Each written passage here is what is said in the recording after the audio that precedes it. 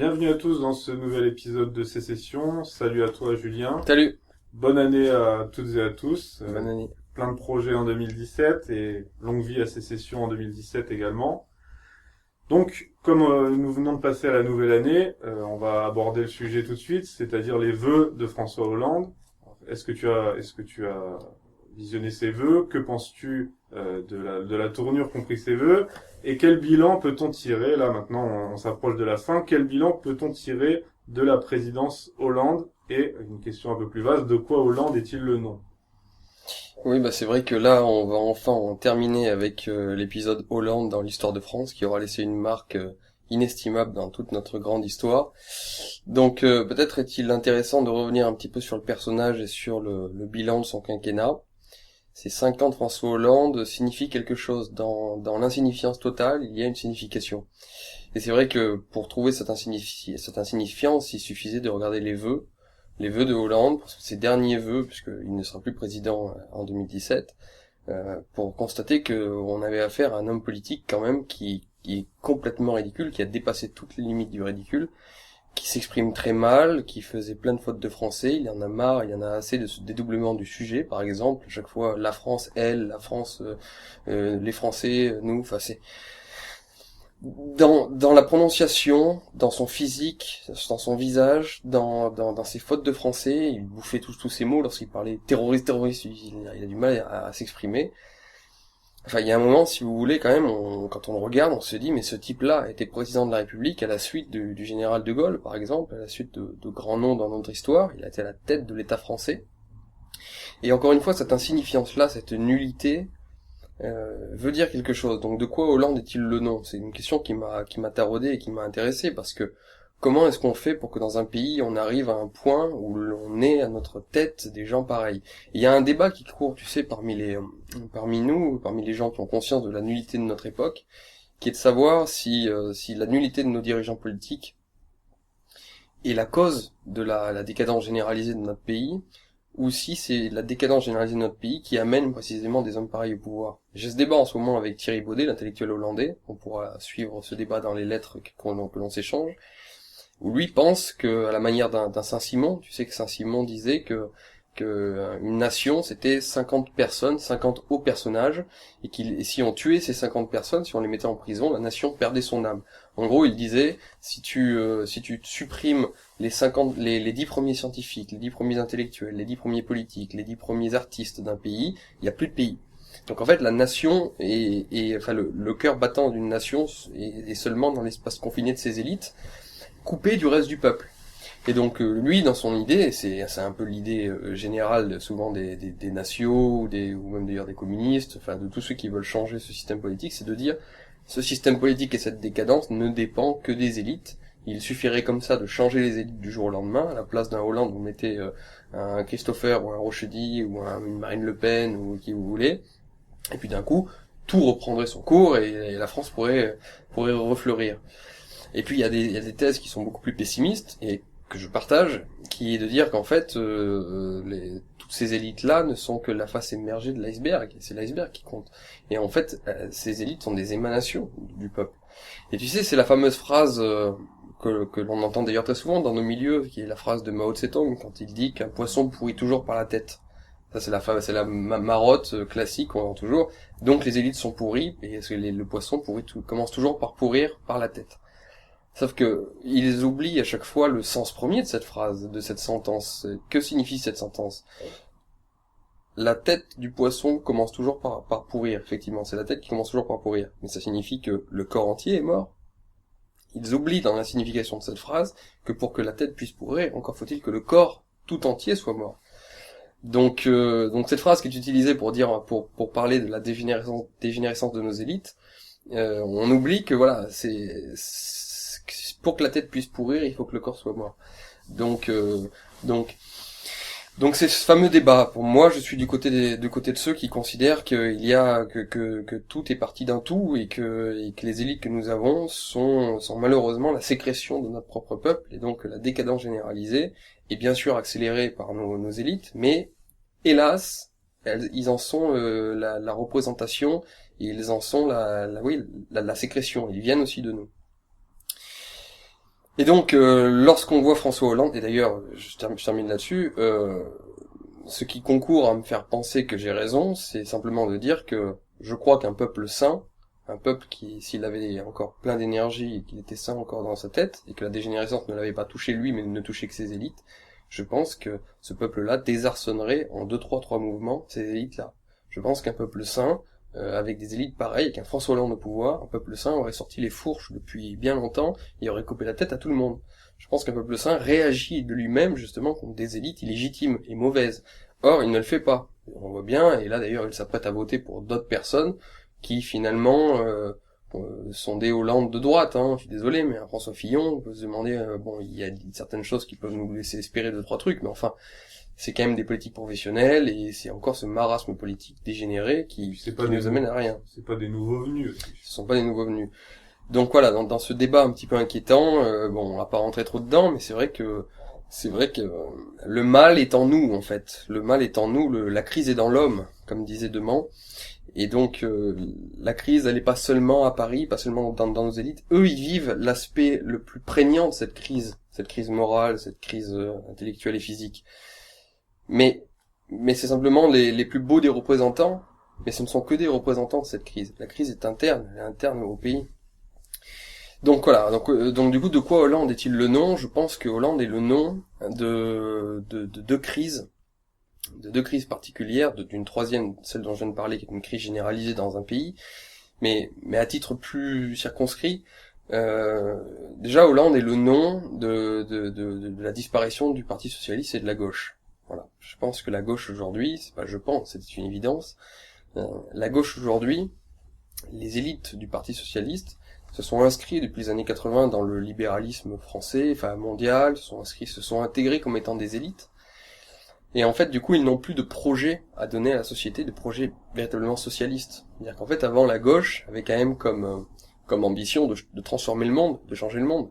Et aujourd'hui, les élites de la gauche vivent tellement bien dans ce monde-là, parce que tous, ils font partie de la nomenclature française, et qui plus est, ils ont assimilé tous les codes moraux, tout l'esprit du temps de cette néo-modernité, de ce post-modernisme, ce qui fait qu'en fait, non seulement ils ne veulent pas changer le monde, mais ils n'ont même pas une idée, ne serait-ce qu'une idée pour transformer le monde. C'est-à-dire transformer le monde en quoi? Il n'y a plus de grands projets. À l'époque, les socialistes se rattachaient à soit un idéal socialiste, soit même carrément un idéal communiste. Aujourd'hui, il n'y a plus rien. Donc en fait, ils veulent aménager un petit peu le monde. Et le drame pour nous, la seule chose qu'ils peuvent faire aujourd'hui, c'est donc d'avoir quelques petites velléités sociétales et essayer de changer l'homme. En fait, la gauche, ce à quoi on assiste aujourd'hui, c'est à une gauche qui a renoncé à vouloir changer le monde pour ne vouloir seulement que changer les hommes. Et ça, c'est ce qui est le plus terrible, finalement. Donc, dans la queue de comète du socialisme, il y a même plus ce qui était beau dans le socialisme, même si nous ne sommes pas de gauche, moi je ne le suis pas, mais pourtant je suis capable d'admirer un socialiste de l'époque qui avait vraiment un rêve et un idéal de changement, de transformation profonde de la société. Aujourd'hui, ils ont abandonné cet idéal-là, et ne leur reste que la volonté de changer l'homme. Voilà, de changer l'homme, avec, en plus, sur des aspects vraiment dérisoires et minables, tels que le genre, l'homosexualité, pour rigoler un petit peu, nous transformer tous en babtou fragile, quoi. Voilà, en babtou fragile, cosmopolite, internationaliste, gentil avec tout le monde et ultra tolérant en tout, et si possible un peu homosexuel, comme ça c'est la cerise sur le gâteau. Et là vous avez, et qui cherche à se métisser, et là vous avez l'homme, l'homo socialisto parfait, quoi. Voilà, donc Hollande incarne est le nom de cette gauche qui n'a plus de projet de transformation de la société et pour vouloir simplement transformer vite fait l'homme sur des petites règles sociétales. Et donc cette gauche n'a plus rien à dire en réalité au peuple français et aux gens et aux intellectuels. C'est d'ailleurs pour ça que l'on constate que l'intelligence de gauche est en train de décroître. Il faut quand même se rappeler qu'au XXe siècle, dans l'après-guerre surtout, la plupart des grands intellectuels étaient de gauche. Il y avait un magistère intellectuel de gauche très puissant en France et en Europe. Aujourd'hui, on le voit, et on en parlera un petit peu après, les intellectuels, les derniers intellectuels qui restent, sont de droite. Et même ceux qui persistent à se dire de gauche, tel Onfray ou Régis Debray, seraient perçus en fait comme des gens de droite, sont déjà perçus comme des gens de droite, parce que ils commencent à être un peu réactionnaires, à penser que ce progrès a des limites, enfin bon, bref. Et donc l'intelligence de gauche est finie parce que l'esprit socialiste n'a plus rien à proposer, sinon une transformation minable de l'être humain pour en faire un tube digestif consommateur et homosexuel et métisseur, quoi. Mais voilà, mais évidemment, ce projet-là ne peut pas avoir les suffrages, ne peut pas être suivi par les gens. Et donc là, François Hollande, on le sait, a été élu par défaut contre Nicolas Sarkozy, parce que cette gauche-là n'a plus rien à dire, par peut-être, au niveau de la société, conserver, s'accrocher à des privilèges sociaux qui ont été votés dans les années 80, mais tout ça sera balayé, d'autant que pour aujourd'hui conserver ces privilèges sociaux, il faudrait fermer relativement le pays, se protéger, et donc en fait c'est plutôt les nationalistes tels le Front National qui sont le plus à même aujourd'hui à protéger les acquis sociaux que cette gauche qui, parce qu'elle continue de rêver, se veut ouverte sur l'Europe et sur le monde, et en même temps cherche à protéger les acquis sociaux français, ce qui là aussi n'a plus aucun sens. Donc Hollande, dans sa nullité, dans sa merde, quoi, telle qu'il le représente, eh bien, incarne cette fin de la gauche, cette queue de comète de gauche du Parti Socialiste, et qui a au moins, grâce à lui, vu qu'il l'aura vraiment enterré définitivement, au moins, il y a de fortes chances pour que là, pour 2017, le Parti Socialiste n'existe plus. Parce que ce soit entre un Valls ou un Montebourg, on voit bien que la gauche va être divisée en deux, une gauche libérale qui est en fait son essence, avec Macron, et puis une gauche encore socialisante et ouvriériste, avec Mélenchon, mais ce Parti Socialiste est mort, et il y a de fortes chances pour qu'il ne recueille quasiment pas de suffrage pour 2017, et qu'en fait, les dernières puissances de gauche se divisent entre Mélenchon et Macron. Donc au moins ça, c'est pas mal. Et puis Hollande est le nom aussi, évidemment, ça c'est le corollaire de la nullité des politiques actuelles. C'est-à-dire que quand vous regardez aujourd'hui, quand tu regardes la campagne présidentielle, malheureusement, la seule personnalité de Mélenchon à Marine Le Pen, c'est tous des professionnels de la politique. Ce dont on parlait la dernière fois, je sais plus dans quelle sécession, sur la nullité des politiques, venait aussi pas mal de cette professionnalisation de cette profession, ce qui n'est même pas une profession d'ailleurs justement. Et là, de Mélenchon, c'est un type qui a toujours vécu de la politique depuis 40 ans, à Marine Le Pen qui en vit aussi, vraiment tout le spectre très très large. C'est que des gens qui sont des professionnels de la politique et qui n'ont pas cette flamme parce qu'ils n'ont pas la vraie expérience de la vie. Et puis en plus, il n'y a pas d'homme. Le seul homme véritable qui va mener campagne va être Mélenchon. En fait, c'est le seul type qui a un projet, qui a une verve, qui a une virilité, qui a de la culture, qui sait parler. Tout le reste, c'est Marine Le Pen, malgré toutes les qualités qu'elle a, c'est une femme, pas très cultivée, pas très. Donc on n'a pas d'homme. Quand je dis homme, c'est pas homme ou femme, c'est homme avec un grand H, hein, parce qu'on pourrait avoir de grandes femmes. On n'a pas vraiment de personnalité qui crève l'écran, quoi, qui est vraiment cultivé, qui est ancré, qui a un général de Gaulle, ou même comme pouvait l'être un Mitterrand aussi, voilà, on n'a plus ça. Le seul, je te dis, c'est Mélenchon. C'est quand même un truc de dingue. C'est-à-dire qu'en fait, le seul homme de droite dans l'anthropologie, c'est Mélenchon. Le seul homme qui a pas peur des journalistes, qui a des couilles, et tout ça. Si je votais pour des raisons anthropologiques, je voterais Mélenchon. C'est quand même terrible. Normalement, on aimerait voter, parce que François Fillon, c'est pareil. François Fillon, c'est un type qui vit j'en parlais pas plus tard qu'à midi, et quelqu'un qui le connaît très bien, c'est un type qui a, depuis 22 ans, est dans les cabinets ministériels, et en tant qu'assistant, en tant que machin. Qu'est-ce que ça connaît de la vie, ça? Ça connaît rien. Donc, aussi sympathiques soient-ils tous, hein. Encore une fois, ils peuvent être sympas, ils peuvent avoir des bonnes idées, ils peuvent faire 2-3 petits trucs à la marche sympas pour la France. Mais il n'en demeure pas moins que nous n'avons pas affaire à des hommes véritables, et donc c'est cette décadence-là de la politique qui participe également de la décadence française. Et Hollande en est l'incarnation parfaite, puisque c'est vraiment la queue plate de sous-préfecture, comme dirait Bernard Lugan. Physiquement, il ressemble à rien. C'est un type dont je me rappellerai toujours. Moi, quand j'étais gamin, j'avais vu, ça m'avait choqué, je devais avoir 12-13 ans, j'avais vu, il avait fait Paris Match avec Ségolène Royal, et il était à la plage, il lisait l'histoire de France pour les nuls. Non mais vraiment, je me rappelle de cette photo. S'il y en a qui sont des collectionneurs, vous cherchez dans un Paris Match, alors ça remonte à plus de 10 ans aujourd'hui, à Paris Match, Hollande lisait l'histoire de France pour les nuls. Il a été pris en photo sur un bateau en Méditerranée, peut-être sur la côte atlantique, je me rappelle plus. Vous cherchez, il disait ça. Alors un type qui se présente à l'élection présidentielle et qui lit l'histoire de France pour les nuls. Tant mieux qu'il révise un peu l'histoire de France, mais enfin ça donne une image qui est quand même détestable. Donc tant physique qu'intellectuel oui, physique, anthropologique. J'ai lu un papier dans Atlantico dernièrement qui montrait, donc écrit par des gens qui le connaissent, que Hollande était un vrai méchant. sous ses aspects débonnaires et bonhomme, sympa, en fait c'est un vrai méchant. Tu sais, c'est vraiment Louis de Funès, dans la caricature du petit bourgeois salaud de province.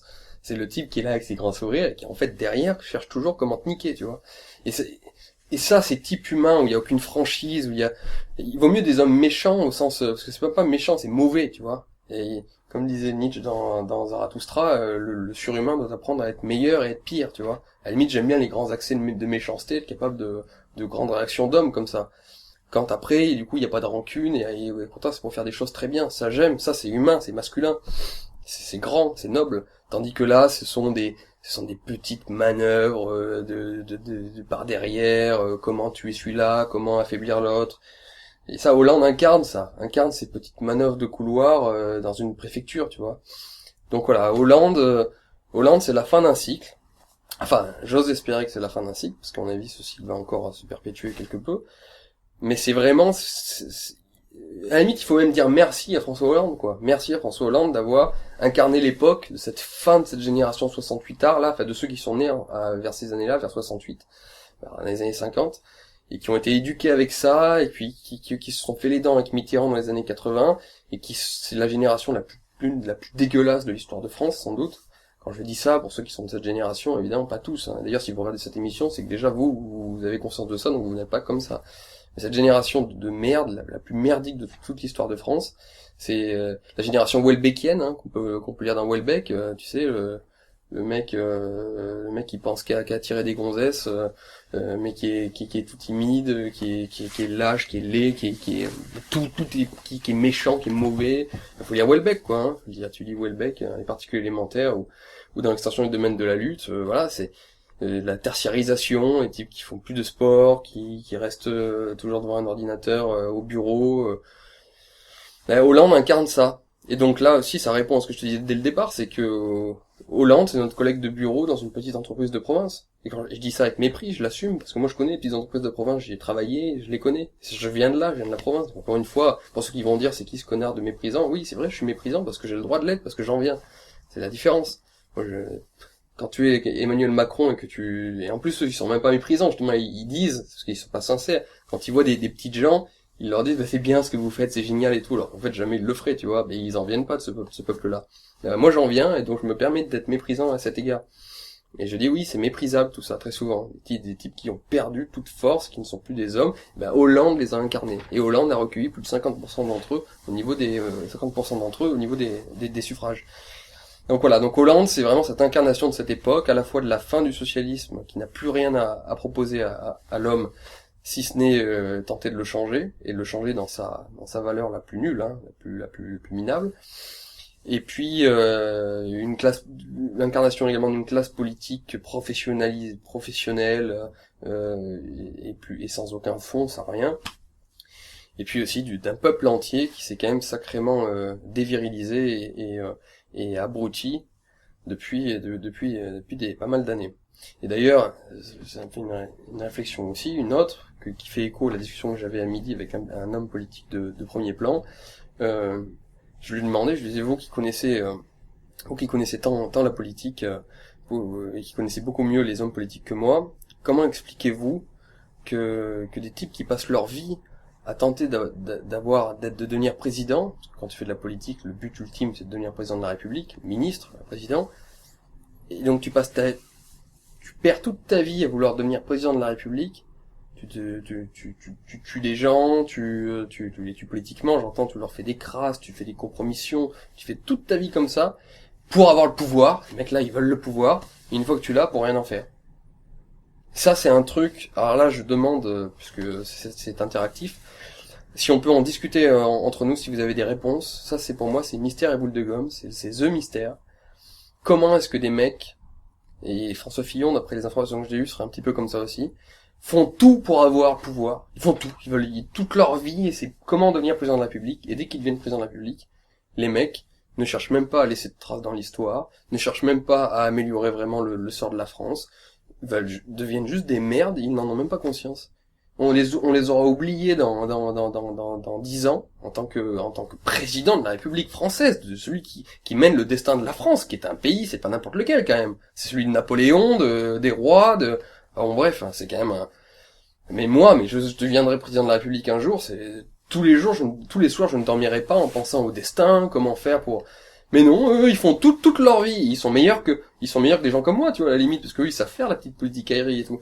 Ils vont tout faire pour avoir le pouvoir, et une fois qu'ils l'ont, ils s'assoient, ils posent leur gros cul dans leur canapé doré de l'Élysée, et ils foutent rien. Mais ça, pour moi, c'est un mystère absolu. Vraiment, ça, et ça en dit beaucoup sur le type d'homme que c'est quand même. Enfin voilà. Voilà, donc du coup, Hollande, incarnation parfaite, et finalement, d'un point de vue historique, peut-être que lui restera dans l'histoire, comme étant, on prendra sa photo quand on tentera d'expliquer dans 100 ans si la France existe encore, et à cause de ces enfoirés, c'est peut-être pas sûr, mais si la France existe encore, on prendra sa photo dans un livre d'histoire pour dire, voilà ce qui est devenu la France à un moment donné de son histoire. Et on mettra Hollande qui sourit, tu sais, comme ça, et puis comme ça, tous nos petits enfants comprendront en une photo l'état de déliquescence généralisée dans laquelle la France était entrée. Merci François Hollande. Continue à sourire quand tu en prends en photo.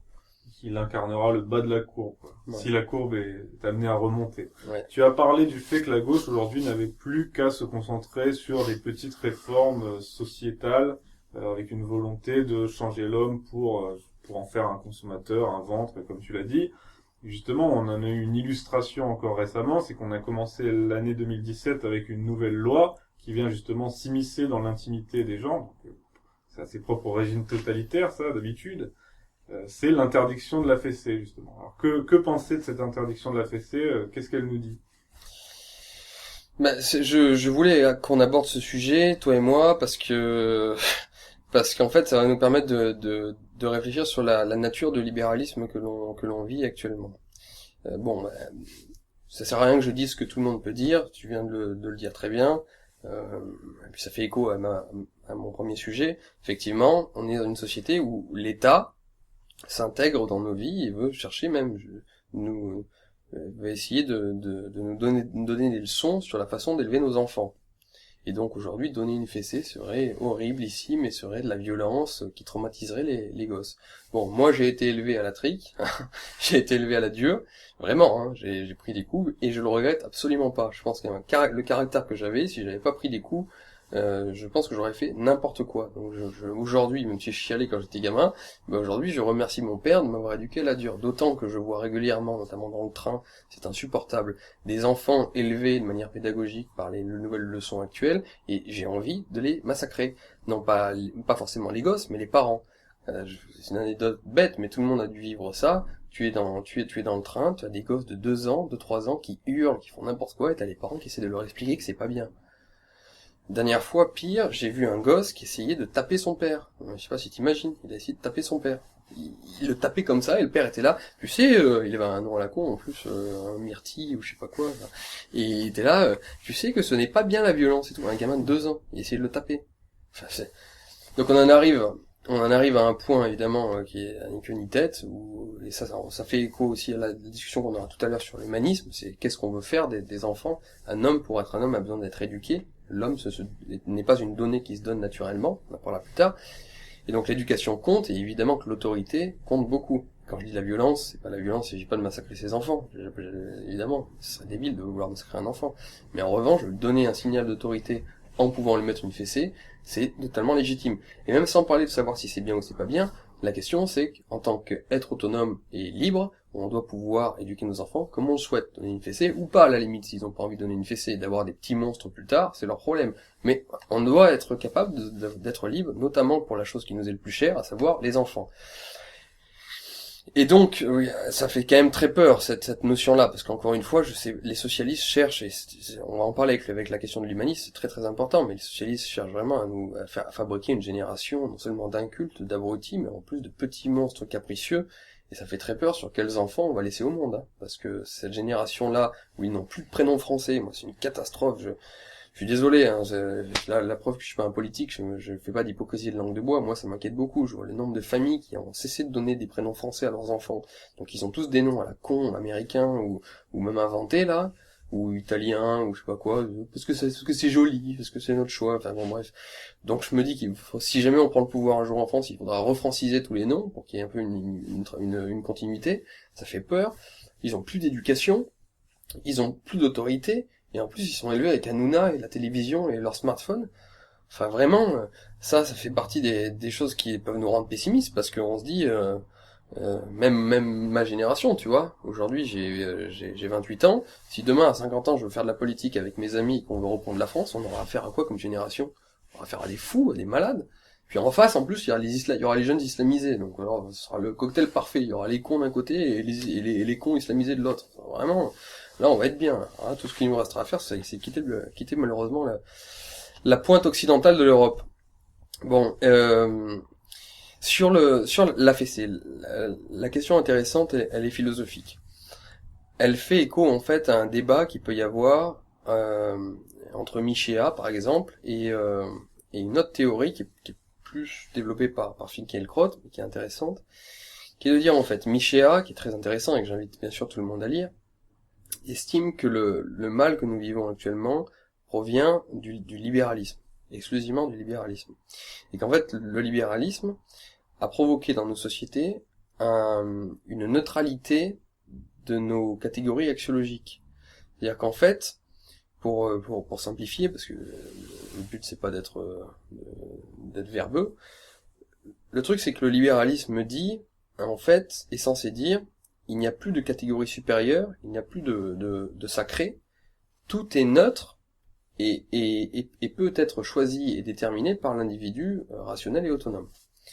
Donc en fait, cette absence de sacré en commun, cette absence de catégorie en commun, fait que justement, la société devient éclatée, devient amorphe, qu'il y a une anomie, comme dirait Durkheim, le sociologue, et que du coup, la société se disloque, et en fait, ça devient n'importe quoi. Et donc le mal vient de ce libéralisme-là.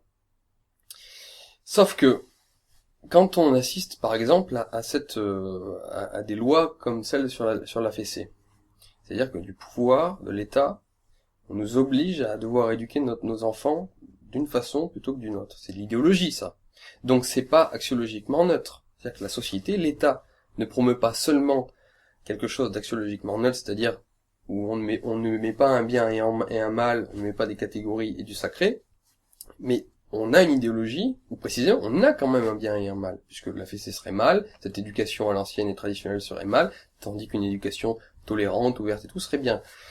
Donc, pour tous ceux qui raisonnent qu'en termes de libéralisme, et que le libéralisme serait le mot le plus absolu de notre société, y compris d'un point de vue philosophique et d'un point de vue sociétal, pas seulement économique, là il y a quand même une question à se poser, puisque la preuve en est que l'évolution du monde ne poursuit pas seulement un but libéral où tout serait en fait libéralisé, on pourrait faire chacun ce que l'on voudrait, mais il est soutenu par une idéologie forte. Donc la question est de savoir quelle idéologie. Alors Finkielkraut avance que l'idéologie qui est tenue par nos forces publiques, et puis pas seulement par nos forces publiques, malheureusement par l'esprit du temps qui avance, c'est la démocratisation de Tocqueville. La démocratisation est le phénomène auquel on assiste dans nos sociétés occidentales. C'est-à-dire qu'en fait, la démocratisation est une idéologie qui est intégrée en plus au libéralisme. C'est-à-dire qu'en fait, la démocratisation, c'est l'égalisation de toutes les conditions, l'égalisation des hommes, et donc, et surtout, une puissante volonté pour niveler tous les êtres humains.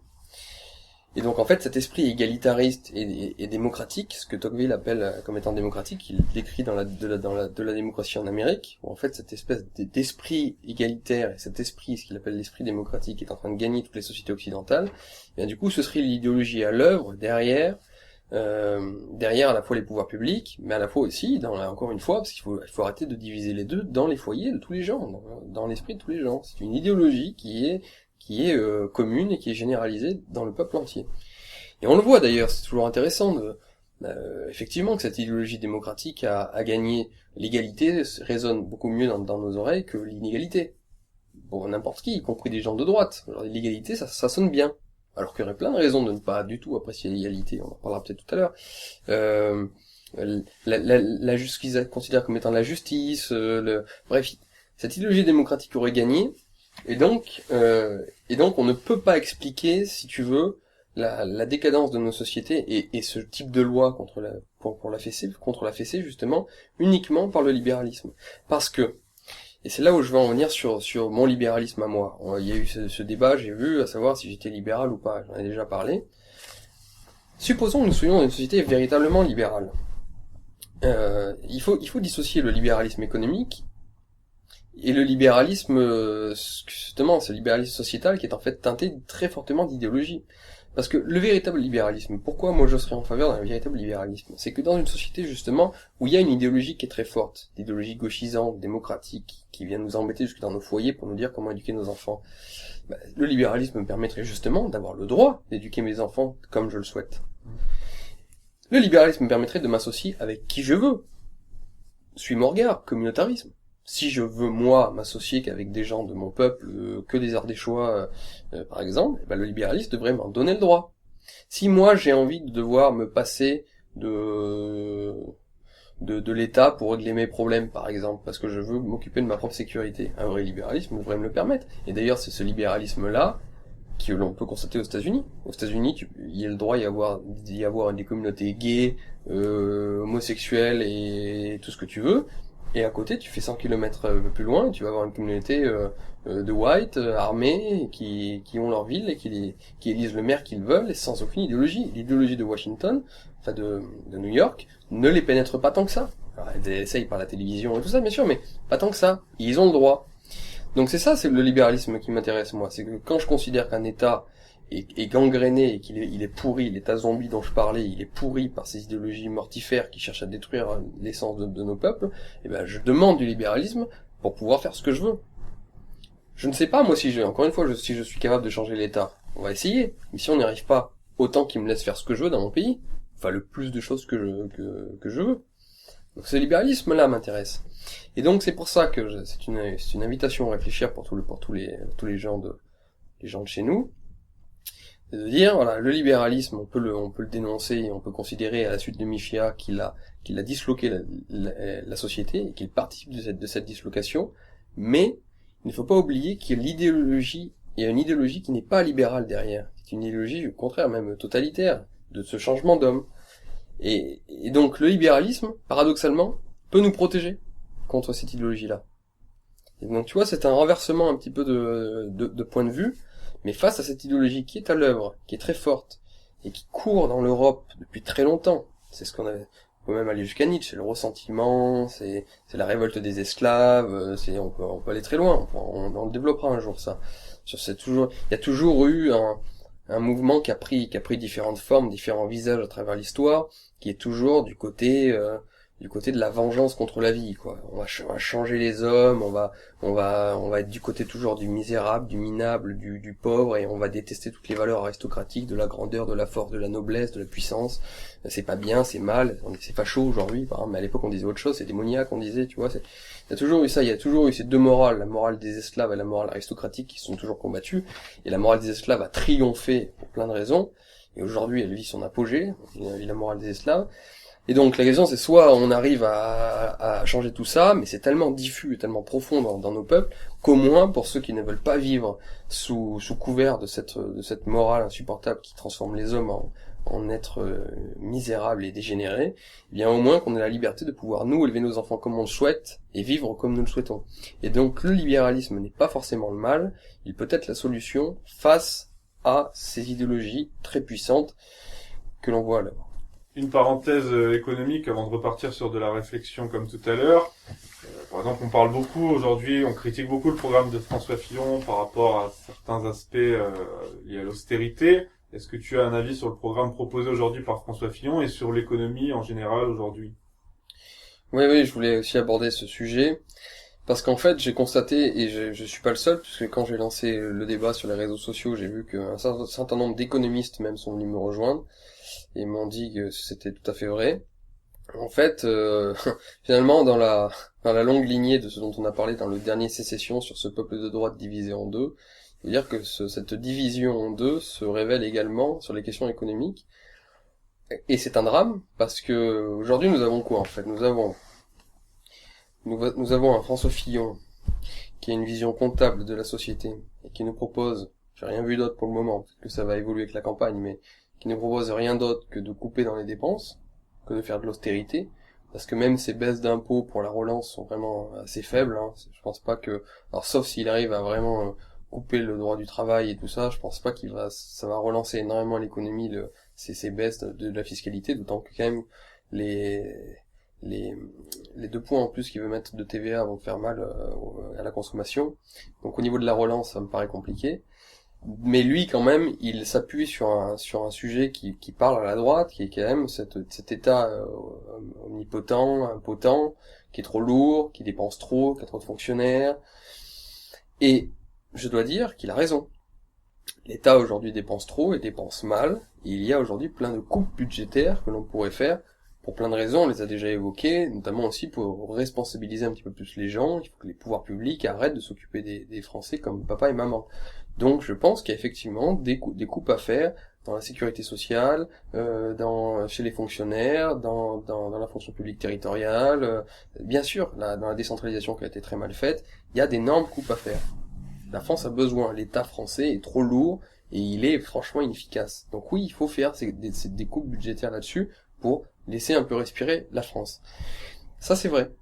Mais, à côté de ça, alors attends, je vais y aller après ça, et puis tu as Marine Le Pen, qui elle ne parle pas des coupes budgétaires qu'elle veut faire, ne parle pas des économies à faire, et parle simplement de relance de la machine économique. Donc de dire, on va faire des investissements.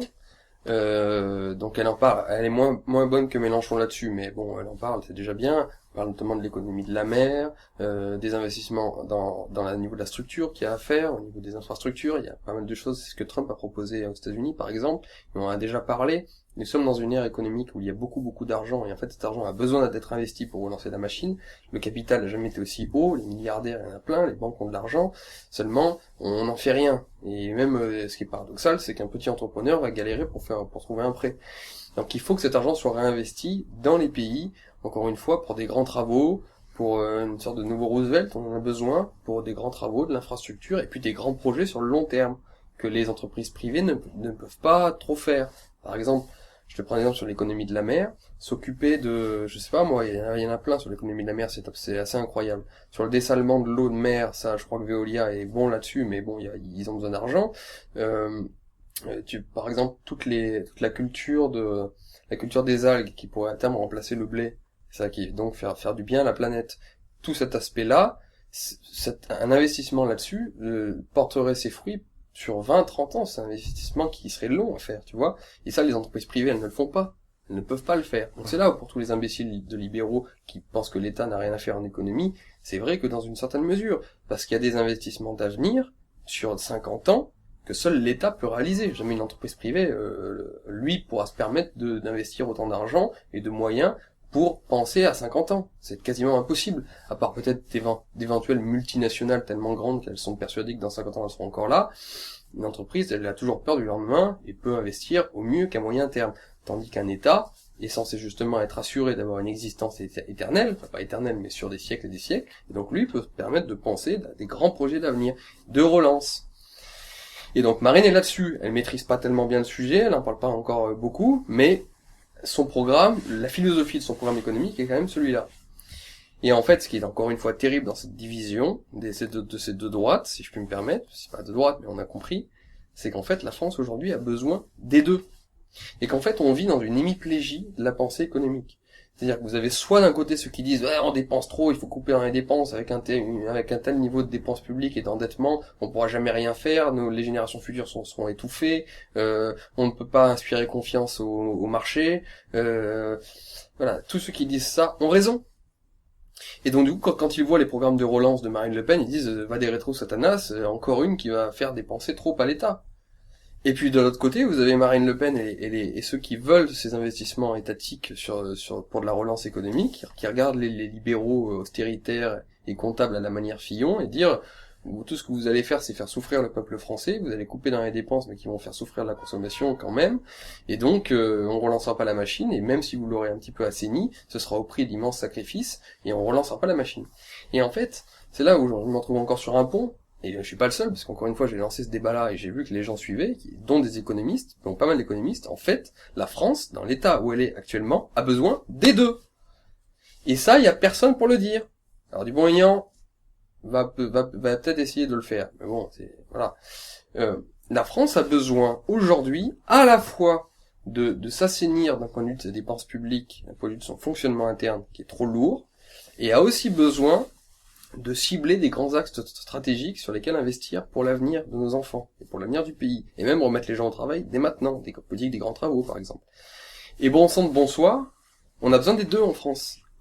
Et on va avoir toute la campagne présidentielle, Fillon et Marine Le Pen, qui vont se tirer par porte-parole interposée, et peut-être tous les deux s'ils sont en débat, qui vont se tirer dessus et se trucider à coups de couteau l'un et l'autre, alors que les deux ont raison. Les deux ont raison. Fillon est un foutu d'avoir des pensées d'avenir et de grands projets pour la suite, parce qu'a priori, bon, ces équipes, ça demande de l'intelligence. Hein. Le dernier qui a fait ça, c'est le général de Gaulle, quand il a investi sur le Concorde, sur le TGV, sur des grands projets, sur Ariane, sur des grands projets comme ça, hein. Sur l'espace, tout ça. Ça demande une vision qu'encore une fois, un petit maire de province qui est passé par tous les strates, conseil général, départemental et tout, a du mal à avoir, tu vois, ça demande une vraie vision nationale de penser de cette façon. Et c'est ceux qui font le plus de bien au pays en général. Bah, Fillon et ses équipes l'ont pas, voilà, clairement. Eux, c'est comptable, combien on dépense, combien on achète, on dépense trop, donc il faut supprimer des fonctionnaires, supprimer parce que l'État français est trop lourd. Oui, vous avez raison, et que dans une certaine mesure. Et puis d'un autre côté, il y a Marine Le Pen, qui par stratégie, démagogie ou simplement elle ne le sait pas, se dit non, il faut simplement relancer la machine et tout ira bien. Mélenchon est pareil d'ailleurs, pour relancer la machine, il n'y a surtout pas à couper dans les services publics.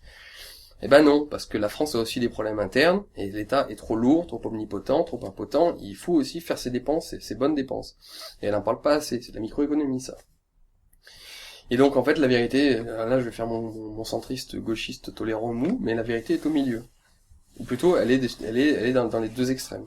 La vérité, c'est qu'il faudrait pouvoir tenir les deux bouts en matière économique, de dire la France fonctionne mal dans sa façon d'être aujourd'hui, son code du travail, ses services publics, cet État qui s'ingère partout pour ne rien faire, et ces Français qui ont été déresponsabilisés totalement à vouloir toujours que papa et maman s'occupent d'eux en termes d'assistanat. Là, il va falloir mettre un gros coup de bâton de libéralisme. Mais d'un autre côté, l'État doit être là pour protéger, bien sûr, certains aspects essentiels, certaines entreprises stratégiques, mais aussi pour dire, tel domaine, il faut investir des milliards, parce que dans 20 ans, dans 30 ans, ça va produire l'avion supersonique de demain, ça va produire le super train de demain, ça va produire la France qui sera première puissance maritime mondiale, ça va produire des infrastructures, des routiers, je ne sais pas encore au niveau de la superstructure, qui vont être praticables pour nos petits-enfants. Voilà, il faut que l'État soit aussi capable de faire ça. Et donc il faut les deux. Voilà. Et on a aujourd'hui, je te dis, on va avoir un débat politique où ils vont s'arracher les cheveux les uns les autres, alors qu'en fait les deux ont, dans leur genre, d'une certaine façon, raison. Après cette parenthèse économique, on va revenir à la réflexion politique et philosophique. On a parlé en début d'entretien de ce qu'était devenu la gauche, l'idéologie de gauche.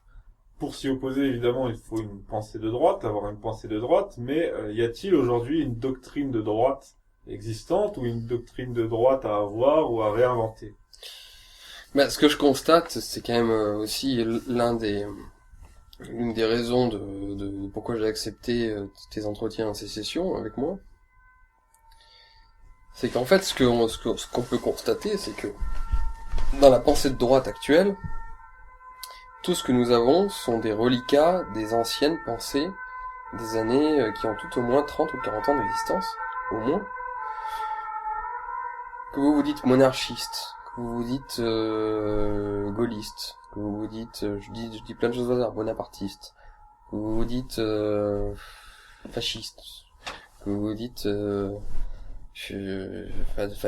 toutes les pensées de droite actuelles sont toutes des pensées qui sont périmées. C'est ça la réalité.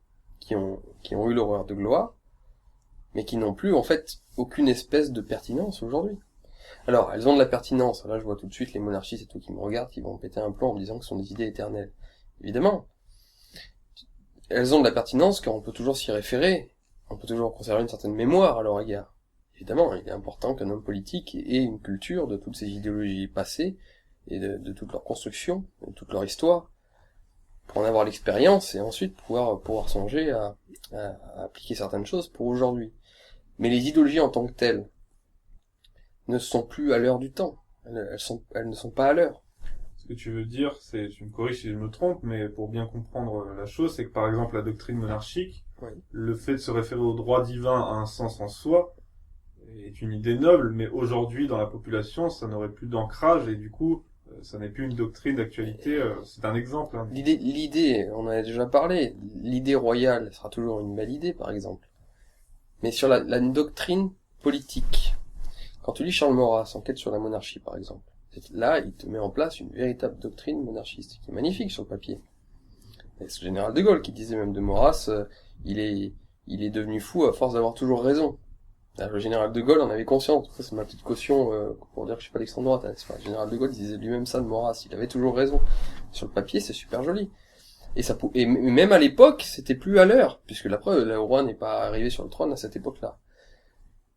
Et aujourd'hui, quand tu lis Enquête sur la monarchie, ça reste très beau. Il y a plein de choses desquelles tu peux t'inspirer. Mais enfin, si tu peux pas créer un mouvement, d'ailleurs, ça se saurait, l'Action française aurait 300 000 membres, si jamais c'était le cas. Tu peux plus créer en réalité de mouvement sur ces bases-là.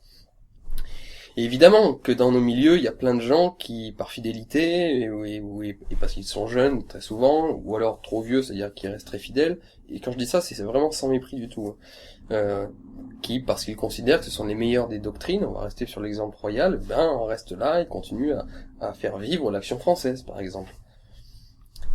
Mais la réalité, c'est quoi? Soyons objectifs, ne nous mentons pas à nous-mêmes. La réalité, c'est que ces idéologies-là, parce qu'elles ne sont plus à l'heure, ne peuvent fédérer que des petits cercles, que des groupes d'amis d'ailleurs, la plupart du temps. Des groupes d'amis, des petits cercles, je sais comment ça fonctionne, on va pas me la faire à moi.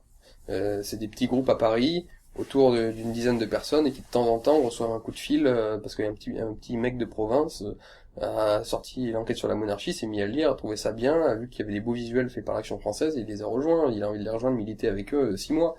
Et après il disparaît, il retourne dans la nature. C'est ça l'essentiel du truc. Je dis ça sans mépris, j'ai vécu cette expérience. Je l'ai fait à 20 ans, quand je suis à 18 ans, quand je suis arrivé à Lyon, j'ai contacté toutes les petites officines comme ça, parce que j'étais que dans l'intellectuel, et ils me disaient ça c'est la meilleure et tout. Je l'ai fait, et j'ai milité avec des gens comme ça. Mais, n'ayant plus de doctrine qui est à l'heure, toutes ces doctrines se condamnent à ne vivre que dans des petits cercles, ou alors être démonétisées totalement. Donc aujourd'hui, tout le monde se dit gaulliste, dans la classe politique, mais en fait, il y a du gaullisme nulle part, quoi. Gaullisme partout, gaullisme nulle part. Ils sont tous gaullistes, ils se disent tous gaullistes, mais il n'y en a plus aucun qui l'est. Donc, parce que ces doctrines ne sont plus à l'heure, et c'est encore une fois, c'est normal, c'est l'évolution des idées, c'est l'esprit du temps, le zeitgeist hegelien, c'est-à-dire qu'en fait, il y a un esprit du temps, il faut des doctrines qui correspondent à cet esprit du temps. Et l'esprit du temps, aujourd'hui, ça n'appelle plus ni au fascisme, ni au gaullisme, ni au maurassisme, au royalisme doctrinal, ni au bonapartisme, Encore une fois, on peut s'en inspirer, mais il n'y en a plus rien de concret. Alors je sortirai éventuellement de ce sac-là le terme identitaire. L'identitarisme, d'ailleurs ça ne dit même pas, les identitaires ont le mérite au moins de l'heure exacte. C'est pas une doctrine justement, c'est ça qui est problématique. C'est que les identitaires ont au moins cet avantage d'être liés au temps présent. Les groupes identitaires qui se créent, toute sa génération identitaire, ils sont liés au temps présent et ils répondent à des enjeux du temps présent. Sauf que le problème, c'est que je viens de l'effleurer du doigt, c'est que l'identitaire n'est pas adossé à une doctrine. C'est-à-dire, c'est quoi être identitaire aujourd'hui? Et le problème, en fait, c'est que être identitaire, aujourd'hui, ne se définit que par opposition. Être identitaire ne se définit que par un nom. C'est-à-dire qu'en fait, la doctrine identitaire, c'est un grand nom à la société multiculturelle, multiraciale que nous avons. C'est un nom. C'est bien qu'une doctrine se définisse par opposition et par un nom. C'est même essentiel. Comme dans tout, Carl Schmitt, il faut avoir un ennemi. La politique, c'est de définir un ennemi. Donc c'est avant tout ça. Donc l'identitaire, pour ça qu'aussi ils ont beaucoup de jeunes avec eux et que ça marche pas trop mal, c'est qu'au moins, ils sont à l'heure et ils ont un ennemi. La société multiculturelle, avec tout ce qu'elle comporte. C'est un nom. Mais la vérité, c'est qu'une doctrine doit être non seulement un non, mais avant tout un oui. Un oui à quoi? Et là, en fait, nous n'avons donc plus aucune doctrine de droite, et en y intégrant également les identitaires, qui, non seulement nous définit dans ce que nous sommes, et plus que ça, parce que l'être humain est un être en projection en permanence, c'est quoi l'idéal identitaire? D'accord, on a compris, c'est de ne pas vivre dans une société multiculturelle. Mais la société est en constante évolution en permanence, et en particulier, on en parlera après, les sociétés européennes, l'Europe a besoin d'être en permanence en mouvement. On restera pas tel que nous étions, ça ne marche pas comme ça l'Europe. C'est contraire à notre nature. Donc, c'est pour devenir quoi? Être identitaire, c'est pour devenir quoi? Et on ne sait pas encore. Et c'est pas une insulte que je fais à leur égard, parce que c'est un mal dont nous souffrons tous. Nous ne savons pas quelle est l'idée, avec un grand I, qui soutient nos démarches. Nous savons éventuellement tous, et nous avons tous en commun d'ailleurs, des ennemis. On sait quel est l'ennemi, on sait que c'est la société multiculturelle, on sait que c'est l'immigré islamiste qui veut détruire notre société. On sait que c'est l'élite parisienne complètement dégénérée, voilà. On connaît nos ennemis. On sait que c'est l'Union Européenne, enfin, tous ces trucs-là, quoi. Après, on a des hiérarchies dans nos ennemis, mais enfin, on a tous peu ou prou, et on est très nombreux. On est tous des frères. On a tous des ennemis bien identifiables. Mais là où on s'engueule, c'est qu'on sait pas on sait contre qui tirer, mais on sait pas quoi faire ensemble. On sait pas quoi faire ensemble. On ne sait plus quoi faire ensemble. Parce qu'il y a plus de doctrine de droite. Et donc ça, c'est quand même un point sur lequel il faut penser et réfléchir.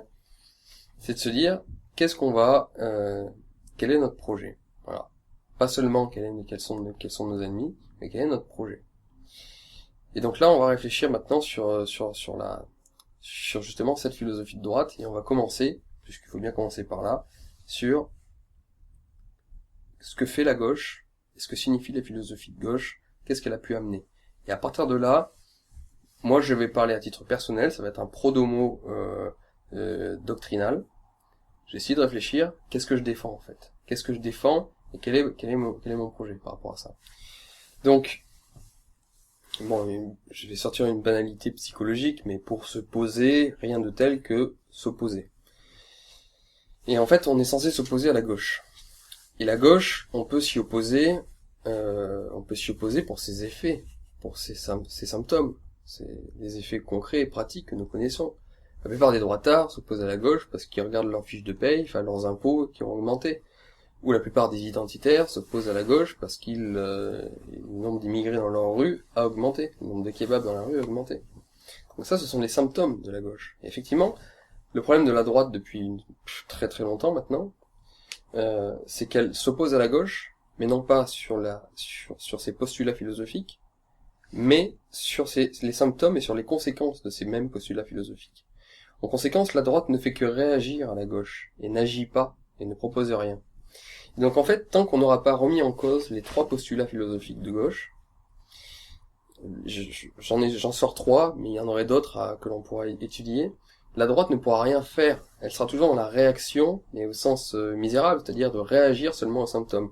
Ah bah toute votre philosophie nous entraîne à une politique qui amène une augmentation des impôts, amène une augmentation de l'impotence de l'État dans nos sociétés, c'est mal. On va lutter contre cette impotence. Mais qu'est-ce qui a concouru philosophiquement à cela?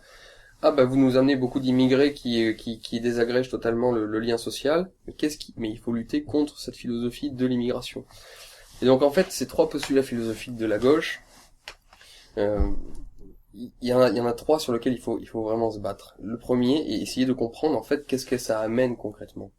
Le premier, je dirais que c'est la supériorité du présent sur le passé. La gauche est constructiviste, c'est-à-dire que elle, puisqu'elle n'a pas à s'inspirer du passé, puisque le passé est mal, et le passé est le passé, et donc dans une pensée du progrès, on est en progression en permanence, donc du coup, le passé peut nous donner quelques leçons éventuellement, mais il est fondamentalement mauvais par rapport à ce qui va arriver le présent, et le futur est à inventer. L'invention, c'est des désirs d'avenir de Ségolène Royal, et c'est même la sémantique de François Hollande, du Parti Socialiste, c'est en permanence, il faut inventer la société de demain. Et pourquoi? Parce que c'est basé sur ce postulat constructiviste, qui veut dire qu'il faut construire la société de demain. Donc c'est pas considérer cette société est un tout donné qu'il faut perpétuer et éventuellement développer, il faut inventer une nouvelle société et en construire une nouvelle. Donc premier postulat philosophique de gauche, le passé est mauvais, il n'y a pas à s'en inspirer, il n'y a surtout pas à le perpétuer, il y a à rompre, à faire la révolution pour construire et inventer quelque chose de nouveau. Le deuxième postulat de la gauche philosophique, j'en ai déjà parlé dans un de ces sessions, donc je vais pas trop m'attarder dessus, c'est de considérer que l'être humain est une page blanche à la naissance. C'est-à-dire qu'en fait, non seulement la société est à réinventer, mais l'être humain, à titre individuel, est aussi à réinventer. Donc, au diable, toute la généalogie, tous les ancêtres, Donc la race, au sens littéral, c'est-à-dire pas la race, l'angle droit de ton visage, la race au sens ta race, tes ancêtres à toi, ton passé. Donc, la race n'existe pas, et tu es en constante évolution, d'un point de vue personnel, tu es une page blanche à la naissance. Et puis troisième postulat, on en a déjà un petit peu parlé là dans ce sécession, c'est le primat de l'égalité sur le reste. C'est-à-dire qu'en fait, l'égalité, le fait de niveler les individus, c'est une donnée qui est bonne en soi. Et l'inégalité résonne mal dans ton oreille. C'est mal d'être inégaux. C'est mal l'inégalité. L'égalité est le but à poursuivre. Et on peut même considérer d'ailleurs que le cosmopolitisme, la volonté de métisser la population entière, est aussi une conséquence de cet idéal égalitaire. Parce qu'en fait, qu'est-ce qui se cache derrière l'idéal métisseur? C'est le fait de mettre tous les hommes au même niveau, et qu'ils aient tous la même gueule, la même langue, donc, tu vois, l'immigration sauvage est aussi une conséquence de ce désir d'égalité. C'est en fait du communisme internationalisé, si tu veux, tu vois, un communisme qui aurait ouvert ses frontières. Considérer que l'égalité est bonne en soi, c'est forcément amener un jour à l'immigration. Et donc en fait, il y a plein de gens, tu vois à quel point ces postulats de gauche ont gagné les esprits de tout le monde, y compris de droite, c'est que même les gens de droite, quand on leur dit égalité, l'égalité ça sonne bien, c'est une bonne valeur l'égalité. Et ben si tu partages cette valeur-là, ce postulat philosophique-là, ce principe-là, et ben ça doit t'amener nécessairement un jour à vouloir l'immigration. Alors évidemment, un chrétien me dira, mais non, bien sûr que non, il y a différentes nuances, différents niveaux et tout, évidemment. Mais si le verre est dans la pomme, si le verre est dans le fruit, et bien du coup, un jour il finira par pourrir. C'est-à-dire que si tu ne changes pas totalement tes postulats à la base, et bien du coup, si tu acceptes ne serait-ce qu'un seul de leurs postulats, et bien même si tu arrives à le circonscrire par plein de nuances et de différentes façons de voir les choses et ainsi de suite, ben un jour ça finira quand même par déboucher sur ça. Donc, supériorité du présent sur le passé et surtout du futur, donc constructivisme, que l'individu est hors sol et n'est surtout pas issu d'une lignée qui le détermine, il n'y a aucun déterminisme, l'homme est une page blanche, et l'égalité est une valeur en soi qui est bonne. Ces trois postulats de gauche sont les trois postulats qui ont gagné tous les esprits, c'est ce qui fait que la gauche en fait est triomphante, même si elle peut perdre des élections, parce qu'on s'en fout de la politique, le problème c'est civilisationnel, et qui ont donc triomphé, et contre lesquels finalement on doit se poser. Et c'est là où on pose quelque chose. Qu'est-ce que ces valeurs de gauche amènent en termes concrets à l'échelle humaine? En fait, ce que l'on peut constater, c'est que ces postulats-là sont les ennemis numéro 1 de la civilisation, avec un grand C. Parce que quand on connaît l'histoire des civilisations, alors il y a les civilisations, au sens de spécificité nationale, spécificité géographique et ethnique. Il y a la civilisation avec un grand C qu'on essaiera de développer et qu'on essaiera de décrire après. Mais on constate dans l'histoire, en tout cas, que la civilisation se développe précisément à l'encontre de ces trois postulats philosophiques de gauche. La civilisation a besoin nécessairement de louer le passé par rapport au présent. On l'a déjà évoqué plein de fois. Pour que le présent soit à la hauteur, il faut toujours se mésestimer par rapport au passé. Si tu as une vision de tes ancêtres grandiose, et que tu considères que tu as déchu par rapport à tes pères, c'est ça précisément qui te pousse à être encore meilleur qu'eux, paradoxalement. La civilisation est de droite. Oui. La civilisation est de droite, pour rester sur ce clivage droite-gauche philosophique, encore une fois.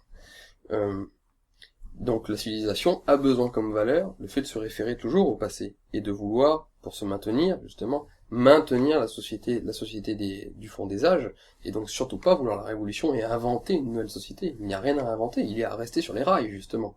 Si tu veux réinventer ta civilisation, c'est le changement de civilisation dont parlaient les Taubira et les nouveaux penseurs de gauche autour de Ségolène Royal, c'est-à-dire, il faut changer de civilisation.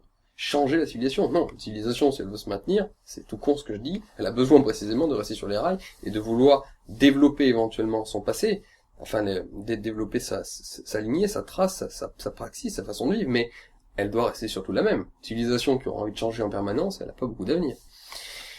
Deuxième postulat de gauche, justement, alors ça c'est la même chose, mais à titre individuel, c'est qu'une civilisation a besoin de s'inscrire dans une lignée de race, de famille, et elle a besoin surtout de déterminer l'individu de déterminer l'individu pour être capable de parfaire cette civilisation et de la perpétuer. Donc, il ne peut pas rester sur une logique seulement de page blanche où l'homme aurait tout à construire, à choisir son sexe, choisir tout ce qu'il veut dans sa vie. Non. L'homme est déterminé et on doit l'éduquer de telle sorte à faire un bambin, un enfant de cette civilisation. Donc, c'est pas une page blanche sur laquelle on va faire tout ce qu'on veut, non. C'est de se transformer l'individu à travers une éducation propre, une domestication, un élevage, une sélection de l'individu, pour justement faire perpétuer cette civilisation. Et ne pas donner un libéralisme fou à l'individu, en tant qu'être autonome et rationnel, et dire tu peux faire ce que tu veux, deviens ce que tu veux mon grand. Non, tu deviens pas ce que tu veux. Tu es né grec, tu deviendras grec. Tu vois, tu es né français, tu vas perpétuer le nom français que tu as, et tu vas être un grand français. Donc c'est tout l'inverse de la page blanche sartrienne. Non, tu as à devenir un grand français parce que tu as non seulement ça dans le sang, donné, tu vois, là j'ai dit ça, n'importe quel gauchiste qui regarde ça se met à trembler, tu vois, dans le sang. On n'a rien dans le sang, surtout rien, on n'a rien du tout. Bah si, d'ailleurs les études génétiques le prouvent de plus en plus. Donc on a non seulement un déterminisme issu de notre sang, mais en plus, ces déterminismes-là doivent être parfaits à travers une éducation. Pour rester dans cette lignée-là. Et puis troisième postulat de gauche, qui contrevient gravement à la civilisation, c'est que toute civilisation, bien sûr, a besoin, pour se perpétuer, se développer et être plus forte, de d'auto-sélectionner ses élites en permanence, de sélectionner les individus, et donc, surtout, d'avoir une hiérarchie. La hiérarchie est au fondement même de toute société humaine. Et non seulement des hiérarchies, mais pour aller plus loin, une aristocratie. Des gens qui sont les dépositaires de la grande civilisation, de la culture, et la culture est forcément inégalitaire, l'aristocratie est forcément inégalitaire, et donc on doit accepter cette inégalité. Et plus que l'accepter, on doit la vouloir, parce que c'est dans l'inégalité, non seulement de la civilisation vis-à-vis des autres, la civilisation a besoin elle-même de se regarder comme étant spécifique par rapport aux autres, sinon elle n'a plus qu'un désir, c'est de se diluer. Petite parenthèse là-dessus. L'Europe ne veut plus se regarder comme une civilisation. Donc elle ne veut plus se regarder comme étant spécifique. Quelle est la conséquence logique de tout cela? Vouloir se diluer dans le monde entier. Si j'ai pas envie de me faire enculer par n'importe qui, par quiconque, c'est parce que je me sens spécifique. Si j'ai envie de grandir, mais ça c'est d'une banalité psychologique tout à fait évidente, si j'ai envie de grandir dans la société, de prendre du pouvoir dans la société, c'est parce que moi je me sens différent des autres, et que j'ai une estime de moi-même. Pour les civilisations c'est la même chose, et on constate même, j'irai plus loin, dans cette digression, c'est qu'on constate que plus les peuples ont été dans des phases ascendantes, plus au contraire elles se sont singularisées vis-à-vis du monde entier. Regarde les Grecs, les Romains, il y a eux et il y a les barbares. Et ils ont besoin de cette dichotomie, de cette dualité dans leur cerveau pour pouvoir eux-mêmes parfaire ce qu'ils sont totalement. Il y a eux et il y a les autres. Une civilisation qui dit il y a nous, mais en fait nous c'est comme les autres, on est tous égaux, tous pareils, elle est amenée à voir en elle se faire déverser de la terre entière et à vouloir disparaître. Et même à titre individuel. Pour pousser la logique à l'extrême à titre individuel, on voit que les plus grands des individus ont toujours cherché à se singulariser vis-à-vis de leurs propres coreligionnaires. Tu peux prendre un Alexandre le Grand, tu peux prendre un philosophe grec dont j'ai oublié le nom, c'est Démocrite je crois, à vérifier, je fais peut-être une erreur, j'ai écrit un texte sur ce personnage, donc, mais là j'ai oublié, ça fait longtemps, je crois que c'est Démocrite, qui se considérait comme un dieu. C'est-à-dire qu'en fait, à titre individuel, tu vas même te couper de ton espèce, en disant, parce que je suis tellement singulier, je suis un dieu. Que tandis que si tu dis, je suis comme les autres, en général, tu restes pas longtemps sur cette terre, et non seulement tu restes pas longtemps sur cette terre, mais en plus tu fais rien de grand, rien de beau, rien de fort. Donc la spécification, le fait de se dissocier des autres, donc d'être intolérant aussi, et donc de mépriser l'égalité totalement, est une donnée forte.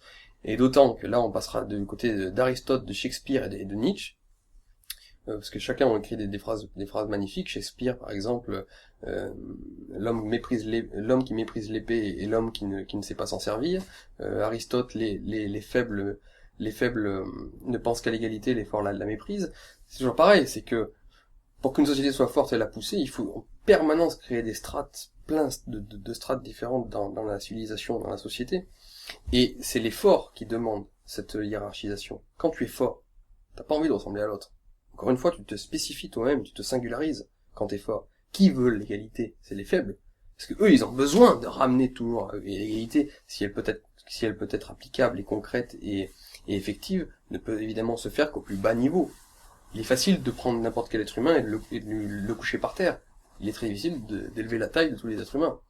Donc l'égalité, on le sait, peut-être qu'au niveau zéro.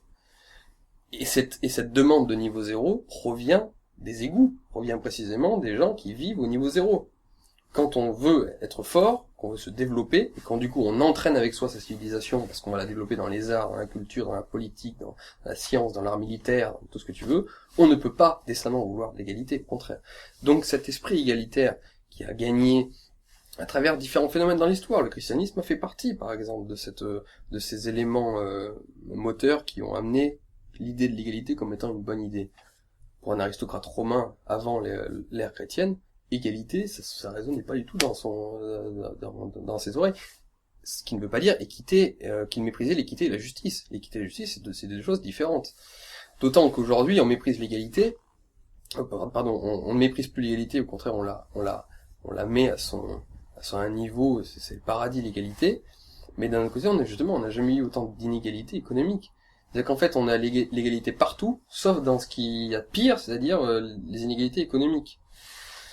C'est la phrase de Gomez d'Avila, quand il disait, je crois que c'est Gomez d'Avila, lorsqu'il disait que la seule chose qui différencie un riche d'un pauvre aujourd'hui, c'est son compte en banque. C'est-à-dire qu'avant, à la limite, l'inégalité qu'il pouvait y avoir, c'était une inégalité de culture, d'intelligence et tout, qu'aujourd'hui, il pourrait en avoir fréquenté pas mal. Les Richards de Paris, qui sont aussi débiles qu'un mec qui a pas eu d'éducation en province et qui fume son shit en se tirant sur la nouille avec sa casquette Nike. C'est les mêmes en fait. Tu donnes $1 million demain à ce mec-là, il ira dépenser les mêmes Mathusalem en boîte de nuit que le connard de riche faisait. Il fera la même chose. Il ira pas plus à la bibliothèque. En fait, on a égalisé les conditions humaines et la nature humaine, et les seules inégalités qui persistent et qui se font encore de manière plus grande, eh bien, c'est précisément ce qu'il y a de plus méprisable dans l'inégalité, c'est à savoir l'argent. D'autant que, par exemple, une société romaine, qui ne considérait pas que l'égalité était une valeur en soi, était capable d'ériger des lois somptuaires. C'était quoi les lois somptuaires? C'était de s'opposer et d'appliquer des sanctions à l'égard d'hommes qui s'enrichissaient trop. Donc tu vois, la véritable inégalité, je parle pas de l'inégalité de richesse. Évidemment qu'il y aura toujours des inégalités de richesse. Mais même dans une société totalement inégalitaire comme la société romaine, eh bien cette société-là était capable d'appliquer des lois somptuaires, c'est-à-dire d'appliquer des sanctions contre les gens qui s'enrichissaient, qui prenaient trop de fric, quoi, tu vois, qui s'enrichissaient trop. Et aujourd'hui c'est l'inverse. On veut l'égalité partout, pour tout, mais en revanche, vas-y, en veux-tu, en voilà, parce qu'il y a des inégalités économiques. Il y a des gens qui gagnent des milliards et des milliards, tandis qu'on a des pauvres qui malheureusement ne gagnent rien. Donc, tu vois, on fait tout l'inverse de ce qu'il faudrait faire. Et donc, là, c'était une digression que je faisais sur la notion d'égalité, mais pour en revenir à ce point-là, tu as donc ce postulat de gauche, donc je me répète, je refais un point, qui est la supériorité du présent sur le passé et donc du futur, la page blanche de l'être humain et l'autoconstruction permanente de l'être humain et la liberté qu'il doit avoir pour s'autoconstruire tel qu'il le souhaite, et puis cette notion d'égalité qui est bonne en soi. Et bien ces trois valeurs-là sont, je viens de le prouver rapidement, sont des valeurs par nature anti-civilisation, qui ne concourent pas à la civilisation et qui participent même de sa destruction. Donc du coup, on vient de voir que les postulats philosophiques de gauche contrevenaient gravement à la civilisation. Donc la question qu'on peut se poser, c'est qu'est-ce que la civilisation? Alors je paraphraserai Lévi-Strauss. Je pense que c'est une réflexion très importante à avoir. Lévi-Strauss a écrit une sentence qui a eu une énorme postérité, qui était de dire que est barbare celui qui croit à la barbarie. Donc c'est très profond comme réflexion. C'est de dire qu'en fait, celui qui est barbare, ça aurait été le romain, c'est-à-dire qu'il croit que la barbarie existe, ailleurs que lui. C'est ça le barbare. Et donc, à travers Lévi-Strauss, encore une fois dans ces années 60-70, où le gauchisme culturel était triomphant, il a été porté au nu par la gauche philosophique intellectuelle de l'époque, parce que ça permettait, grâce à ce genre de sentence, de dire tout le monde se vaut, il y a une égalité dans le monde, et et la vanité occidentale de la supériorité de la civilisation occidentale est mauvaise, et elle est barbare, il faut qu'on doit s'ouvrir aux autres cultures, parce que est barbare celui qui croit à la barbarie. Eh bien moi, aujourd'hui, je reprendrai sa phrase, et je la tournerai. Je te dirai que est civilisé celui qui croit à la civilisation. Et je pense que cette phrase-là a autant de profondeur intellectuelle et nous amène dans une nouvelle ère intellectuelle, justement. Est civilisé celui qui croit à la civilisation. C'est-à-dire que la civilisation, c'est quelque chose. Et la civilisation, déjà, ça se repère sur une donnée intéressante qu'on évoquera plus après à travers la question de l'humanisme. Je trouve que toutes les civilisations ont un point commun, c'est une défiance vis-à-vis de l'être humain en tant que tel. Une civilisation est une construction de l'être humain pour lui-même, et qui craint l'homme sauvage, l'homme à son état barbare, l'homme à son état naturel, le bon sauvage de Rousseau. C'est-à-dire que c'est l'inverse du bon sauvage de Rousseau. Précisément, la gauche est sur le bon sauvage de Rousseau. Et civiliser un homme qui pense qu'il a besoin d'une éducation, qu'il a besoin de corser pour se tenir droit. Et civiliser un homme qui considère qu'un enfant qui naît n'a pas tellement de valeur en soi, sinon dans le potentiel qu'il peut avoir pour la suite, mais que ce potentiel-là doit être travaillé à travers, encore une fois, l'assimilation des principes du passé et de sa propre lignée personnelle, son nom, sa race. Encore une fois, quand je dis la race, c'est la famille, et donc et aussi le cadre ethnique dans lequel il est, évidemment, et qu'il doit, à travers les livres, la culture, la domestication, la formation, devenir éventuellement un être humain.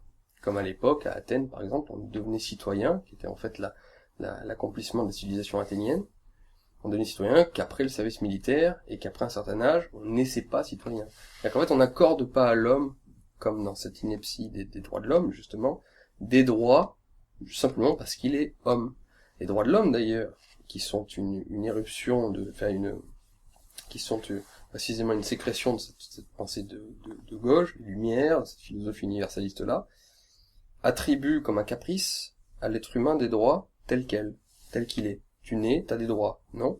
Toutes les grandes civilisations n'accordaient pas de droits à l'être humain en tant que tel. Tu es être humain que dans la mesure où tu es éduqué et que tu deviens quelque chose. L'être humain est différent de l'animal, justement. L'animal est un animal en soi. L'être humain n'est pas un être humain en soi. L'être humain est une projection pour devenir quelque chose. Et la civilisation, être civilisé, c'est croire à ce principe-là. Et donc, si on considère que, alors ça on va le développer sur la question de l'humanisme, mais donc la civilisation, c'est considérer que l'être humain doit devenir quelque chose, et doit devenir quelque chose pour accomplir des choses qui seules font honneur à l'humanité. En quoi l'humanité diffère-t-elle de l'animal ? Eh bien c'est précisément parce qu'elle est capable d'ajouter à la beauté du monde. Elle est capable de participer de créer des arts, de créer de la science, de créer de la réflexion, de la philosophie, de l'intelligence. C'est la seule justification de l'humanité, c'est ça. Sinon on n'en a aucune. Quelle est la différence entre un être humain et une fourmi, qui a aussi une organisation sociale ? Aucune, s'il n'y a pas ça. La seule différence, c'est que l'être humain peut être capable d'atteindre, ça je reste hegelien là-dessus, d'atteindre l'esprit avec un grand E. Ou alors, pour faire Heidegger, devenir le berger de l'être. C'est toute la pensée d'Heidegger sur l'être, avec un grand E, c'est que l'être, l'homme est son berger. Et l'être se développe en particulier dans la poésie, l'art, la culture, tout ce qui est beau et grand. Et en fait, tous les êtres humains doivent être subordonnés à cette volonté-là, plus grande qu'eux, le fait de se dépasser pour aller plus loin. Et donc c'est ça être civilisé. Et évidemment, en trompe-l'œil, en opposition, tu t'aperçois que tous les postulats sur lesquels est basée notre modernité, on est retourné à la sauvagerie, justement, il faut apprendre à se lâcher. Il suffit d'écouter les mots d'ordre d'aujourd'hui, enjoy yourself, carpe diem, lâche-toi, allez, vas-y, lâche-toi, relâche-toi. Ce relâchement-là est l'ennemi de la civilisation. La civilisation, être civilisé, c'est tout l'inverse de se lâcher. Bien sûr qu'il faut savoir se lâcher dans le lit avec sa femme et en soirée quand on picole avec ses potes, parce qu'il y a aussi besoin de certains temps de relâchement. Mais cette espèce d'esprit généralisé de relâchement est terrible et ne correspond pas du tout, non seulement à la civilisation, mais en particulier à la civilisation européenne. Parce que la civilisation européenne est la civilisation des civilisations, pour moi. Excusez-moi, c'est là-dessus, moi justement, je spécifie ma propre civilisation, c'est que c'est elle qui a porté le plus loin. Je dis pas que les autres l'ont pas fait, hein. Il y en a plein d'autres qui l'ont fait, et qui l'ont fait parfois même magnifiquement, et à certaines époques mieux que l'Europe, mais la civilisation européenne porte en elle-même ce besoin de dépassement perpétuel vers justement plus grand qu'elle, que l'homme fasse des choses plus grandes que lui-même, aller dans l'espace, faire des chapelles Sixtines ou des Erechtheion en Athènes, écrire des œuvres fabuleuses. Enfin voilà, ça c'est l'être humain sert à ça. Et donc pour cela, il a besoin de hiérarchie, de lignée, de continuité, tout l'inverse des postulats de gauche. Et donc être civilisé, c'est croire à la civilisation. Et moi je pense que la civilisation est aujourd'hui précisément ce qui est mis à mal actuellement. C'est-à-dire que la civilisation, dans son idée, dans cette idée dont je viens de parler, est mise à mal partout dans le monde. À travers l'immigration qui détruit les sociétés et qui amène aussi, on va en parler avec la question de l'humanisme, je pense, je vais pas le mettre maintenant dans mon sujet, mais amène une bestialisation également des rapports sociaux et des êtres humains. À travers cette société de l'immédiat, on le sait, aujourd'hui, même on met par exemple on met des téléphones et des iPads dans les écoles, cette facilité que nous avons à zapper sur tout, où on rend les individus capricieux en tout, à être émotionnels, non plus des êtres raisonnés, mais des êtres émotionnels. On joue en permanence sur l'émotion pour justement ne plus arriver à se contrôler, se faire dessus en permanence, que ce soit on sécrète des points de pleurer, on se chie dessus, on sécrète en permanence toutes nos sécrétions sans plus aucune retenue. Absolument tout participe de cette bestialisation de l'individu qui doit se lâcher, faire n'importe quoi, ne plus réfléchir, et donc ne plus du tout participer à la civilisation. Et ça, donc, ça se voit très fortement en Occident, mais aussi, il y a d'autres formes de décivilisation qui sont à l'œuvre. On en parlera tout à l'heure, à travers la question de l'islam, mais je fais cette parenthèse maintenant. Quand je vais en Syrie pour défendre la Syrie légitime de Bachar el-Assad, de ce gouvernement-là, et de cette société-là, j'ai le sentiment d'être dans mon rôle de chercher à défendre la civilisation. Pourquoi ? Parce qu'en face, il y a des barbares islamistes qui sont des hommes d'un seul livre. Tu sais, saint Thomas d'Aquin disait qu'il craignait les hommes d'un seul livre. Et les hommes du Coran, je les étudie beaucoup en ce moment, on en parlera tout à l'heure, sont des hommes d'un seul livre. Ils ont un livre qui est le Coran, et les hadiths, ils ont que ça, et ils sont contre la musique, ils sont contre toute forme d'art, et ce sont des abrutis, c'est vraiment des Mongols. Et en Syrie, entre la Syrie, où on ne pourra entendre que le muezzin, et la Syrie que j'ai montré dans mon reportage, où on y entend de la musique classique, entre les deux, je choisis la Syrie civilisée. Et finalement, c'est même là le rôle de l'Europe. Parce que l'Europe, c'est une idée, c'est un phare. Et en fait, je suis d'une certaine façon très français et très européen quand je vais défendre la civilisation qui cherche à se maintenir dans d'autres pays. Je ne trahis pas l'Europe en ce sens-là. Au contraire, j'en suis un pur enfant quand je vais aider à protéger une civilisation fragile en plein Proche-Orient, tu vois. Et c'est ça que je veux défendre. Et d'ailleurs, petite parenthèse à nouveau, enfin on fait plein de digressions, mais c'est sécession, c'est que j'aimerais aussi casser l'idée gauchiste de merde qui considère que être civilisé, c'est être quelqu'un de raffiné, tu sais. Parce que moi, je vois les gauchistes, les mecs d'extrême gauche et tout, quand ils m'attaquent, ils disent que je suis un barbare. Et de nous, des fachos, n'est-ce pas, nous sommes des barbares, tandis qu'eux seraient civilisés. Alors que là, il faut qu'ils s'enlèvent le doigt qu'ils ont, enfin la poutre qu'ils ont dans l'œil, parce que être civilisé, justement, Junger écrit une phrase très juste, il disait que la civilisation doit être précisément celle qui a le plus de canons. C'est pas pour rien qu'il dit ça. C'est-à-dire qu'en fait, être civilisé, c'est être à équidistance entre être décadent et être barbare. C'est-à-dire que un civilisé, s'il est trop violent, qu'il ne met pas toute la société en œuvre pour créer de l'art, de la culture et des choses plus grandes, eh bien c'est un barbare, juste un mec qui arrive à créer une construction sociale parce qu'il a une massue et qu'il tue les autres. C'est un barbare, il ne crée pas d'art, il ne crée pas de grandes choses humaines. Mais à l'inverse, quelqu'un qui n'est plus que là-dedans, qui est désinstinctivé, qui a perdu ses instincts virils, ses instincts de force, il devient raffiné, le raffinement des civilisations, et donc un décadent, Et celui-là s'apprête à mourir et à faire terminer sa propre civilisation, et à se faire envahir par des barbares. Et donc eux, ils en sont là. Ils sont non-violents, pas la guerre, les fleurs et les petits oiseaux. Eux, on en sommes là aujourd'hui dans notre civilisation. Et paradoxalement, on ne produit même pas des grands arts et des choses magnifiques. On ne produit rien en fait aujourd'hui, c'est juste de la masturbation intellectuelle. Et c'est l'art contemporain par exemple. Être civilisé, c'est toujours se tenir sur cette ligne de crête à équidistance entre le décadent et le barbare. C'est donc d'être un homme en fait, d'être un homme tel que l'ont magnifié la société française au XVIIe siècle, la société classique, le gentilhomme, ou le grec avec l'idéal de Sophrosiné, et de alors pour ceux qui sont spécialistes de grec, ils vont m'embêter après, le kalagos katos, je crois, c'est-à-dire l'homme idéal grec, c'est-à-dire le type qui est à la fois capable d'être raffiné, bien sûr lui, important, poli, qui cherche à être beau aussi, tu vois, ça fait partie de ça, mais à la fois qui a une épée sur son flanc et qui est capable de la sortir pour planter si jamais tu l'emmerdes, tu vois. C'est ça, l'idéal de l'homme civilisé. C'est le gentilhomme classique du XVIIe siècle. Ça, c'est une petite parenthèse pour tous les connards qui considèrent qu'on n'est pas viril si jamais on essaye de se coiffer, ou qu'on n'est pas intellectuel si jamais on met un coup de poing à quelqu'un d'autre. Non. C'est, en fait, le civilisé, c'est-à-dire l'homme véritablement intelligent, c'est celui qui est capable à la fois de se coiffer et de mettre un coup de poing, tu vois. Ça, c'est un petit truc. Donc cet idéal d'homme, voilà, cet idéal de civilisé, donc les gauchistes se plantent totalement quand ils estiment être civilisés des gens qui ne sont en fait que raffinés. En fait, c'est le raffinement est à la civilisation ce que la compote est au fruit mûr, tu vois, c'est la même chose. C'est-à-dire que le fruit, c'est pas le pépin, il est barbare, la compote, le fruit totalement, ça c'est la décadence, la civilisation c'est le fruit qui est beau, qui est bien, qui est sur l'arbre, tu vois. Et donc c'est la raison pour laquelle je me moque que la civilisation soit capable d'être violente.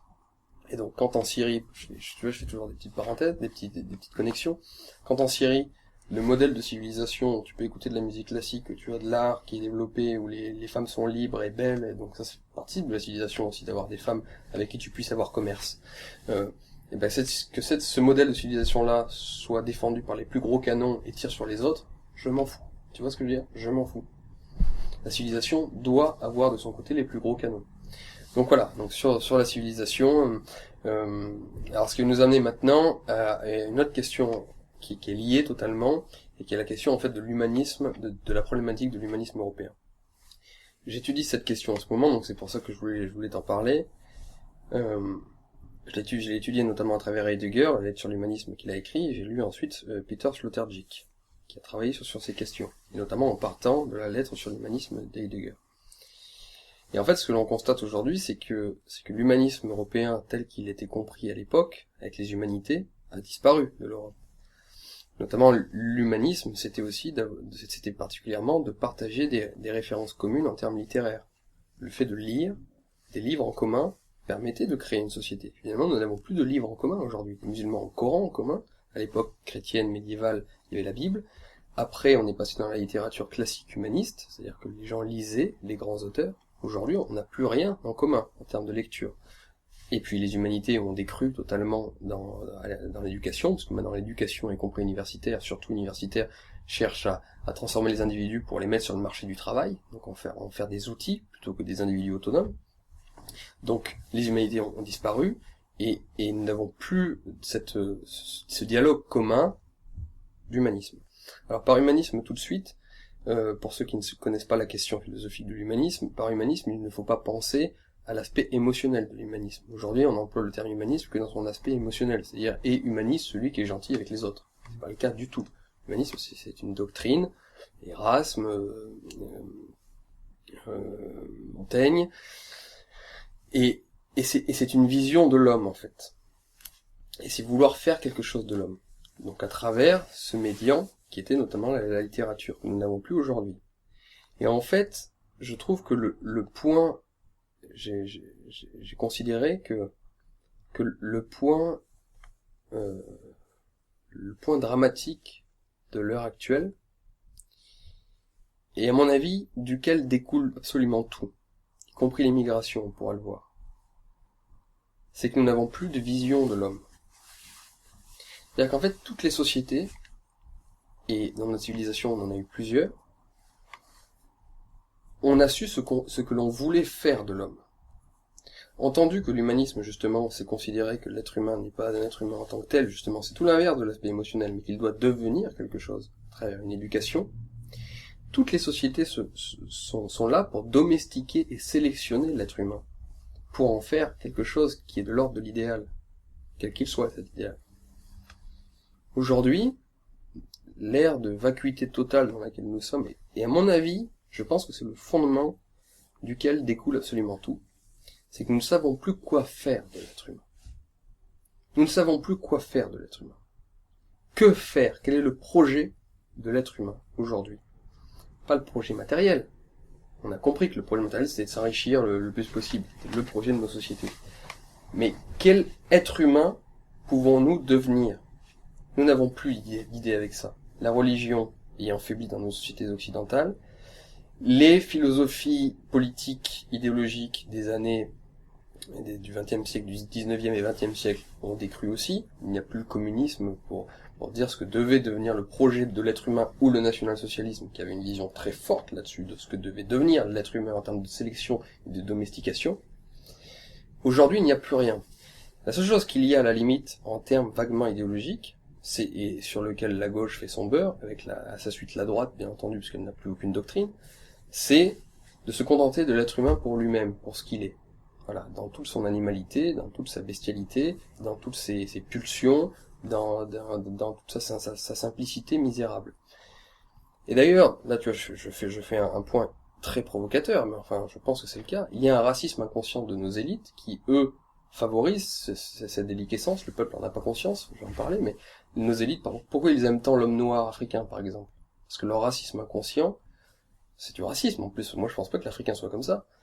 Voit dans l'homme noir le type qui danse, qui est sympa, qui rit, qui ne pense pas à l'avenir et qui enjoy sa life, tu vois. Et au moins avec lui on rigole. Et cet esprit, cette idée-là est partagée même parmi le petit peuple. Moi, combien de fois j'ai parlé à des Ardéchoises, des mamies des mémères de 50 ans qui me disaient ah bah les Africains ils sont sympas, au moins ils se prennent pas la tête comme nous et tout. C'est-à-dire qu'en fait cette vision de l'homme noir, c'est ça en fait, c'est qu'on retourne tous à l'enfance et qu'on ne devienne plus quelque chose. Et le noir personnifie dans le racisme inconscient, encore une fois, moi je suis pas d'accord avec ça. Mais c'est comme ça dans le racisme inconscient qu'ils voient le noir, et c'est pour ça qu'ils le mettent tant en exergue. L'homme qui rit, quoi. L'homme qui rit et qui est sympa. C'est-à-dire qu'en fait, l'humanitas de l'homme ramené à son niveau le plus simpliste, à son état d'enfant, de grand enfant. Et on sait que les élites européennes ont toujours vu l'Africain comme étant un grand enfant et uniquement comme tel. Et c'est pour ça qu'il est tant mis en avant l'homme noir aujourd'hui, par rapport à ça. C'est parce qu'on n'a plus de projet pour l'être humain. Pour l'homme en tant que tel. L'humanitas de l'homme doit devenir quelque chose normalement, et aujourd'hui nous n'avons plus rien à proposer. Et ce mal diffus se trouve dans toute la civilisation européenne. Et n'ayant plus rien, n'ayant plus que vacuité, on se retourne vers l'être enfant, vers l'être dans sa simplicité et nu, mais la réalité c'est que ça ne peut pas durer cette chose-là. Et ça ne peut pas donner à manger à l'humanitas de l'homme qui demande à être éduqué, à être sélectionné et à être domestiqué. Il y a ça en nous. C'est pour ça que l'islam gagne aussi en Europe. Parce que l'islam a une vision de l'homme. L'homme est fait pour être soumis à Dieu. Donc l'homme doit être éduqué de telle sorte à être soumis à Dieu. Voilà un projet qui est plus grand que lui. C'est débile, ça ne correspond pas aux sentiments européens, mais enfin, voilà quelque chose au moins. Nous, il n'y en a plus. Pourquoi faire des enfants? Et pourquoi les éduquer? A-t-on la réponse à cette question aujourd'hui? Et bien de là découle aussi, vu que nous n'en avons pas, de là découle aussi la dénatalité en Europe. Puisqu'on ne sait plus pourquoi l'homme, on ne sait plus. À quoi bon? Eh bien, on n'a plus à faire d'enfants. Et la différence entre l'homme de droite et l'homme de gauche, c'est que l'homme de droite, en fait, va continuer à faire des enfants, et va continuer à les éduquer d'une certaine façon, mais la vérité, c'est qu'il le fait pas par tradition et par habitude, mais qu'il ne sait plus pourquoi lui-même. Lui-même ne sait plus pourquoi. Il le fait par tradition et par habitude parce qu'il a encore un corps sain, et que l'homme de gauche, lui, tout ça est nul, ça sert à rien de faire des enfants, et si on fait encore des enfants, c'est pour qu'ils choisissent eux-mêmes leur vie, machin, voilà, ou qu'ils rigolent et qu'ils soient heureux, tu vois, jamais aucune civilisation n'aurait pensé à ça, mais enfin, moi, maintenant, c'est ça, tu vois, voilà. Mais, donc, l'homme de gauche assume ce nihilisme-là, ce nihilisme très puissant, et l'homme de droite ne l'assume pas, le combat, mais il ne sait plus pourquoi, en fait. Voilà le mal insinueux européen. C'est qu'on va faire des enfants encore et les éduquer, et pourquoi faire? Pourquoi la réalité? Quel est le projet de l'homme? Et ça, je pense que c'est ce mal-là, quand on voit à quel point il est répandu partout dans l'espèce européenne, ça permet de relativiser, tu vois, mais y compris même les théories du complot et tout ça, même si c'est sur un autre plan, évidemment, qu'il y en a des complots, mais ça permet de dire que le mal ne provient pas seulement de politiques qui mènent des mauvaises politiques, de capitalisme qui est inégalitaire, de ce genre de choses, tu vois. C'est qu'en fait, la crise est en l'homme. La crise, avant d'être dans la société, elle est dans l'homme, elle est dans chacun d'entre nous. C'est pour ça que je pense que la vraie doctrine politique de demain sera celle qui s'occupera des individus, tu vois. Il faudra résorber la crise que nous avons en nous, d'abord. C'est pour ça que moi, c'est mon objet dans ces sessions, tu vois. Puisqu'on peut pas changer le monde tel qu'il est, essayons-nous de nous occuper de nous-mêmes. Et de là découlera après le changement de société. Et vraiment, c'est une question qui m'obsède aujourd'hui et à laquelle je vais donner, avec dose, j'espère, parce que moi j'ouvre des pans de réflexion, et j'espère que des jeunes philosophes en herbe vont s'y mettre, et mieux que je ne peux le faire. C'est vraiment pourquoi l'homme aujourd'hui? Pourquoi l'homme? Qu'avons-nous à faire? Alors moi, ma petite réponse, que je n'ai pas encore beaucoup développée, mais j'en suis là, par rapport à tout ce que je viens de dire à travers la notion de civilisation, moi je veux être un civiliste. Voilà. Je pense qu'une doctrine qui pourrait être à l'heure, c'est-à-dire pertinente pour aujourd'hui, serait d'être civiliste. Je veux défendre ma nation, je veux défendre éventuellement ma nation, mais la nation en fait ne compte pas tant que ça.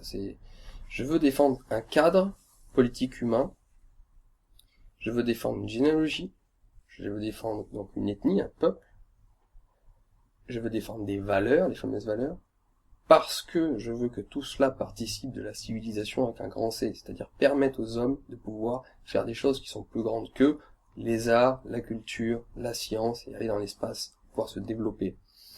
Et de même, je te dirais que justement, la crise identitaire que nous connaissons actuellement.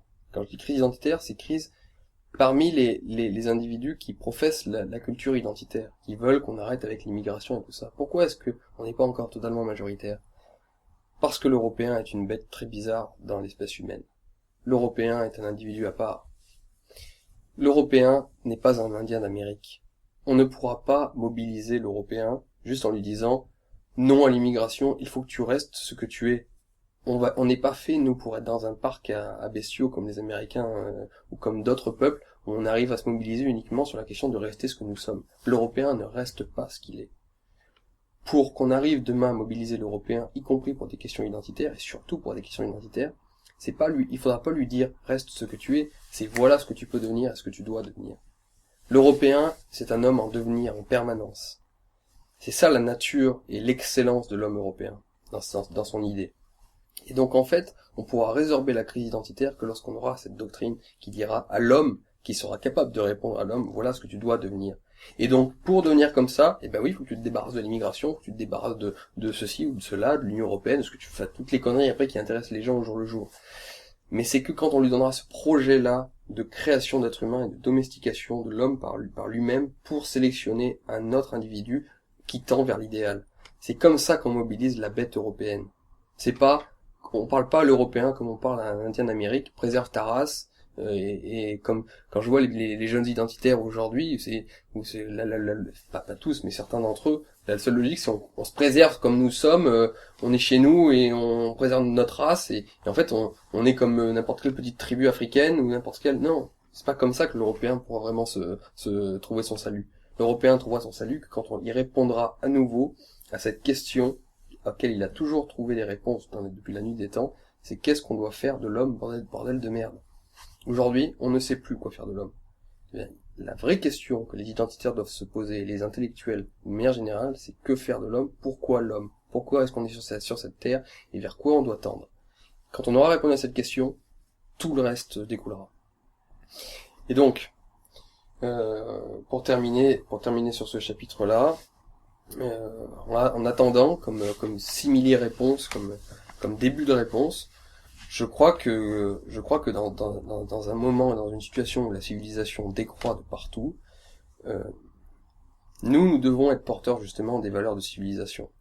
C'est-à-dire qu'on doit maintenant vouloir construire une société qui permette de promouvoir les valeurs de civilisation. Et les valeurs de civilisation, c'est le contrôle de soi, face justement là, au déferlement postmoderne, où chacun se crie dessus et se déverse sur lui-même.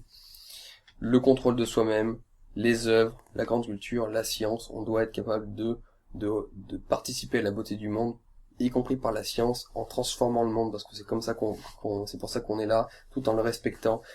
Donc c'est pour ça que l'écologie va redevenir à droite de manière fondamentale, parce que là-dessus, il y a des immenses pistes de réflexion sur ce qu'on peut faire avec l'écologie, et on doit défendre la civilisation. Et donc, si j'avais une doctrine, aujourd'hui, à l'heure où nous parlons, je pense que je suis civiliste. Voilà. Je suis un civiliste, parce que la civilisation, c'est l'Europe. L'Europe ne peut pas vivre sans civilisation, et la civilisation ne peut pas être si belle qu'accompagnée par l'Europe. Et donc, nos nations, nos peuples, nos races, nos enfants doivent être éduqués et formés en vue de cette civilisation. Et c'est comme ça, à mon avis, qu'on réenchantera nos politiques et qu'on donnera une colonne vertébrale à nos individus que nous sommes. On va parler maintenant, si tu veux bien, de Michel Onfray, qui vient de sortir un livre sur la décadence. Alors, pour un penseur de gauche et qui est déjà attaqué par la gauche parce qu'on le qualifie de populiste, etc., mais qui a su également se faire des amis intellectuels dans notre camp. Pour un penseur de gauche, aborder la notion de décadence, ça peut paraître assez paradoxal. Notre camp lui-même, enfin ce qu'on appelle notre camp, est lui-même assez divisé sur la question de Michel Onfray. C'est quelqu'un qui a un profil médiatique, en tout cas il fait la une des magazines, et chacun a son avis sur Michel Onfray aujourd'hui. Du coup, au regard de ce livre et du concept qu'il développe, c'est-à-dire la décadence de notre civilisation, Michel Onfray est-il, encore une fois, parce qu'il est sur une pente, on dirait, est-il en train de devenir un ami? Alors, le cas Michel Onfray j'aime bien l'appeler le cas Michel Onfray parce qu'il est nietzschéen comme moi, et tu sais que Nietzsche a écrit le cas Wagner. J'aime bien parler du cas Onfray. Le cas Onfray est un cas sérieux. Alors, moi, je vis avec Onfray depuis pas mal de temps, on ne se connaît pas, on a un ami en commun, mais je ne le connais pas personnellement. Je le vis parce que mon père est un grand lecteur de Michel Onfray, et donc depuis je suis adolescent, j'ai des bouquins de Michel Onfray à côté de ma table, et donc j'ai déjà parcouru, j'ai lu Michel Onfray. Alors, on va commencer par dire que Michel Onfray, évidemment, est sur une bonne pente, comme tu dis si bien. C'est-à-dire qu'en fait, là, en dehors de ces sorties médiatiques qui sont parfois intéressantes, notamment sur ces aspects populistes contre l'élite, donc là, on s'y retrouve, puisque nous sommes dans un moment populiste. C'est Alain de Benoît qui vient de sortir un livre dernièrement là-dessus, en disant que la droite et la gauche n'existent plus, il y a juste le peuple contre les élites. Ce qui est une vision qui est pas bête, qui est, à mon avis, sémantiquement inopérante, mais qui est intéressante. Bon. Et puis en tout cas qui est réel. C'est vrai qu'aujourd'hui, avec entre la France périphérique et la France des élites mondialisées, il y en a deux, on va pas digresser là-dessus, mais qui ont des intérêts discordants. Donc Onfray étant du côté du peuple, évidemment, on se retrouve beaucoup plus avec Michel Onfray, parce que dans les notions de peuple, il y a les notions de bon sens, les notions de droiture, les notions de valeur, et d'ailleurs, c'est l'avant-dernier livre qu'il a commis, qui s'appelait Cosmos, où en fait Michel Onfray redécouvrait toutes ces valeurs populaires, de droiture, d'honneur, de respect de la parole donnée, ces valeurs de droite. Bon. Philosophiquement, encore une fois. Et donc Michel Onfray faisait l'éloge de ça, parce qu'il disait que c'était les valeurs de son père, qui était paysan, et donc ces valeurs-là l'ont énervé, il les retrouvait après 20 ans de gauchisme échevelé. Et on va parler de son gauchisme échevelé. Donc, il commet donc un livre avec Cosmos, qui est un livre intéressant, qui est une sorte de panthéisme naturel, qui développe une sorte de panthéisme naturel. Qu'est-ce que le panthéisme? Donc en fait c'est un retour à l'immanence, c'est-à-dire qu'en fait le sacré est dans la nature, et dans la nature tu peux trouver tes propres valeurs, et des valeurs de droiture, d'honneur, encore une fois, les bonnes valeurs. Donc ça il y a la droite philosophique a deux visages d'un point de vue religieux, il y a le point de vue transcendantal avec la religion catholique et les chrétiens. En fait tu vas trouver tes valeurs dans le ciel, en fait, et amené sur terre avec Jésus, avec le Christ. Ce sont des valeurs transcendantales, et tu as les valeurs païennes. Le paganisme, c'est immanent. En fait, c'est le respect de la nature qui va t'amener à se comporter de manière droite et honorable. Et tu as ces deux-là, qui sont en opposition, mais qui ne devraient pas, à mon avis, parce qu'elles se retrouvent aujourd'hui, surtout face aux démons du postmodernisme, qui se retrouvent totalement. Et donc, Michel Onfray découvre tout ça dans Cosmos, Et moi, je lisais Cosmos, c'était un livre, voilà, du panthéisme, de la force de l'immanence, avec des notions de brahmanisme, de la philosophie hindoue, très intéressante, et donc en fait d'une droite païenne, quoi. Voilà. Et donc j'ai félicité, j'ai dit bravo Michel. Et puis là il remet le couvert puisqu'il sort un bouquin sur la décadence parce que Michel Onfray, dans son cheminement intellectuel, redécouvre que les civilisations existent, enfin découvre plutôt que les civilisations existent et qu'elles ont une jeunesse, un âge mûr et une mort. Et là, il considère que la civilisation judéo-chrétienne, enfin bon, on voit pourquoi il l'appelle judéo-chrétienne, ce n'est pas une civilisation judéo-chrétienne, c'est une civilisation helléno-chrétienne.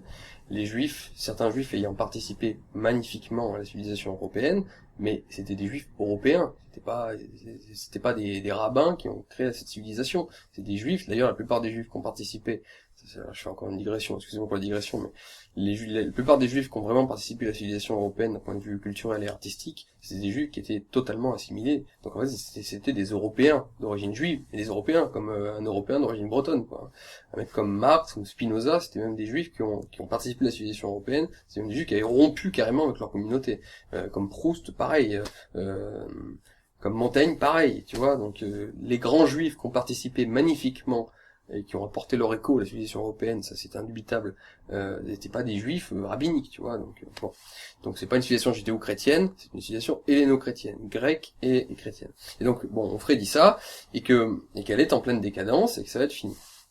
Donc, bravo Michel Onfray, puisque ça veut dire qu'il est sorti de la pensée gauchiste dont on parlait, de la philosophie de gauche, avec la pensée du progrès, et ainsi de suite. Puisqu'il pense que maintenant, on pensait par cycle, qui est une pensée de droite, c'est-à-dire que la vie et l'histoire, ce sont des cycles, et non pas une piste droite qui nous amènerait vers le progrès. Donc, a priori, bravo Michel. Bravo Michel. Ce à quoi je ferai une petite incise. Pour faire mon emmerdeur. J'aime pas faire mon emmerdeur, parce que j'aime pas les gens qui font ça en général, mais là je vais le faire quand même pour Michel Onfray. Quand je dis faire mon emmerdeur, tu sais, c'est un phénomène que l'on connaît tous dans les milieux politiques. C'est-à-dire qu'en fait, tu es militant depuis 10 ans, par exemple, pour le Front National, par exemple, et puis d'un coup, tu vois un nouveau venu qui arrive, qui pensait pas comme toi, qui était à gauche il y a quelque temps, et du coup, tu dis que tu fais scrogneux, tu dis, t'es un traître, maintenant tu nous rejoins, t'aurais pas pu te réveiller avant, et ça, tu lui en veux. C'est pas intelligent. Il faut prendre tout le monde avec soi. Donc, il faut se dire, tant mieux si Michel Onfray, enfin, réfléchit correctement.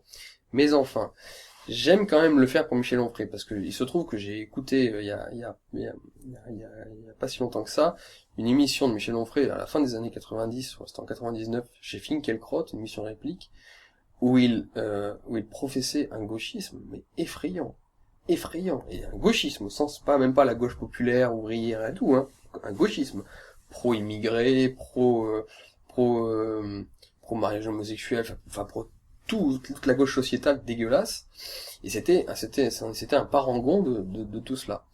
Alors maintenant, il se réveille, il est réactionnaire, est perçu comme réactionnaire. Alors encore une fois, tant mieux, au mieux que les gens nous rejoignent qu'autre chose. Mais enfin, chez Onfray, moi je me demande parfois si c'est pas aussi un opportunisme de bonne aloi. Aujourd'hui, quand il fallait être gauchiste, il était gauchiste, et aujourd'hui, que ceux qui cartonnent en librairie, c'est les Zemmour et Finkielkraut et les réactionnaires, et comme par hasard, il se réveille comme ça. Donc c'est un peu tard, si tu veux. Et à la limite, je lui pardonnerai que ce soit tard, mais il y a une raison pourquoi je lui pardonne pas, et c'est pour ça que je faisais cette incise, et c'est pour ça que je faisais mon emmerdeur, c'est que sur quoi débouche toute sa réflexion. Je l'ai écrit dans un texte, ça pour ceux qui l'ont lu, excusez-moi, je fais de la redite, mais j'avais vu une conférence de Michel Onfray il y a 2 ans, où justement il était en train d'écrire son livre Décadence, il venait de finir Cosmos il y a 1 an et demi, et Michel Onfray, devant un parterre de bourgeois, de vieux à Nice, il fait une conférence, et à un moment quelqu'un lui pose la question, on lui dit mais d'accord, si une société est en décadence, que faire? Et Michel Onfray répond, alors que faire, parce que moi j'ai des enfants. La personne lui dit, que dire à mes enfants? Et Michel Onfray répond, déjà la première erreur que vous avez faite, c'est de faire des enfants. Et il finit par faire applaudir toute la salle en disant, il faut plus faire d'enfants, ça sert à rien. La seule chose intelligente que nous pouvons faire aujourd'hui, c'est comme Épicure, c'est se réfugier dans son jardin. C'est-à-dire qu'en fait, mourir, puisqu'on va mourir de toute façon et que c'est inscrit dans les étoiles et dans l'histoire, puisqu'on va mourir, autant le faire avec classe. C'est-à-dire, en gros, jouer de la musique classique sur le Titanic qui qui échoue. Bon. Là-dessus, si tu veux, j'ai une réaction très violente à son endroit. Parce que, d'un point de vue personnel, j'ai déjà assisté plein de fois à des gens que tu arrives à convaincre que la société dans laquelle nous vivons est merdique, et qui, au lieu de vouloir réagir de réagir contre elle, eh bien, te disent, oh, puisque c'est comme ça, tout est foutu, bah, c'est la merde, bah, je ferai pas de gosse. J'ai déjà vu plein de jeunes de mon âge avec qui j'arrivais à convaincre des gauchistes, tu vois. J'arrivais enfin à convaincre des gauchistes que nous étions dans une société pourrie et qu'il fallait la changer, que les valeurs étaient pas bonnes. Et évidemment, contre mes arguments, ils pouvaient rien faire. Mais à la fin, au lieu de se dire, putain, Julien, t'as raison, on va réagir maintenant, on va redevenir des hommes, c'était, oh, bah, c'est foutu, faut arrêter de faire des gosses, machin. Donc c'était ça, espèce, si tu veux, c'était ajouter du nihilisme au nihilisme. Si tu veux, c'est l'accomplissement parfait du nihilisme. À la limite, vaut mieux un gauchiste qui pense mal, mais qui a encore de la vie en lui, qu'un type qui pense bien et qui n'en a plus, tu vois. Ça, c'est l'horreur, l'absence de vie. Moi, je suis un vitaliste, hein, donc c'est la vie qui compte pour moi. Et donc la vie, doit aller vers la civilisation, dont on parlait tout à l'heure. Ça, c'est la grande vie, c'est la civilisation. Voilà, il y a que la vie qui compte pour moi. Et donc cette absence de vie, qui est aussi un prodomo, hein, parce qu'on philosophe avec ses tripes et avec son histoire. Il se trouve que Michel Onfray a pas pu avoir d'enfant avec sa femme. Donc il n'en a pas. Donc évidemment, puisque Nietzsche nous a appris que toute philosophie et toute réflexion d'un homme n'était qu'en fait qu'une justification de soi-même, sans le savoir, de manière inconsciente, évidemment, il doit sans doute trouver des justifications à sa propre vie personnelle. Mais je trouve quand même détestable, si tu veux, qu'un mec qui ait participé du gauchisme le plus affreux, qui a précisément produit la société dans laquelle nous sommes aujourd'hui, et qui est dégueulasse, et qui a été une idole de cette société gauchiste, hein, avec son traité contre l'athéisme, qui est de la merde. Alors ça, c'est vraiment un livre pourri, y a rien.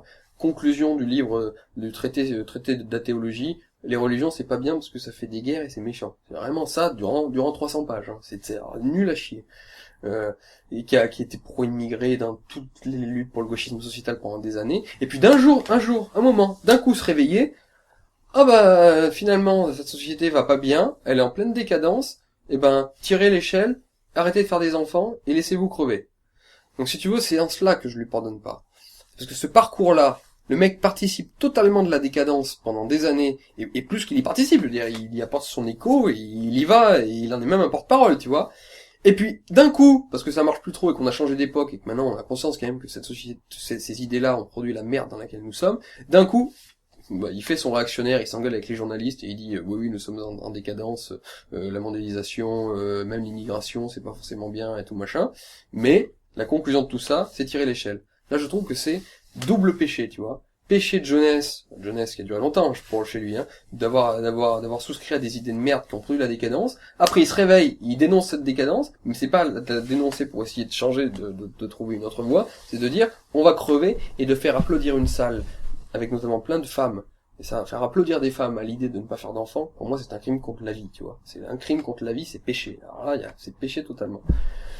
Alors après, là, c'était mon aspect énervé contre lui, mais j'espère que les gens en auront conscience. Avec Michel Onfray, il y a quand même j'ai cette rancune, tu vois, à son égard. Encore une fois, qu'un ancien gauchiste passe chez nous, ça me dérange pas, mais qu'un ancien gauchiste passe chez nous pour dire, parmi les gens de chez nous, qu'il n'y a plus rien à faire et qu'il n'y a plus qu'à se laisser crever, là, c'est vraiment péché, tu vois. Parce que, dans le fond, sans doute, a-t-il raison? C'est ça le drame, malheureusement. Sans doute qu'effectivement, nous arrivons à la fin d'un cycle de civilisation, oui, d'accord. Et sans doute on doit mener maintenant une politique des jardins, c'est-à-dire une politique communautaire, c'est-à-dire une politique où en fait cette civilisation-là est en train de crever, mais il va falloir conserver les restes de cette civilisation et les développer dans un projet, dans des espaces confinés dans lesquels les derniers civilistes, les derniers hommes auront pu se regrouper. Peut-être qu'à la fin ça se passera comme ça, et nos enfants auront à faire ça. Mais lui, dans sa façon de faire, et surtout avec le passif qu'il a, je ne l'autorise pas à dire ça, tu vois. Voilà. Je lui interdis de dire ça.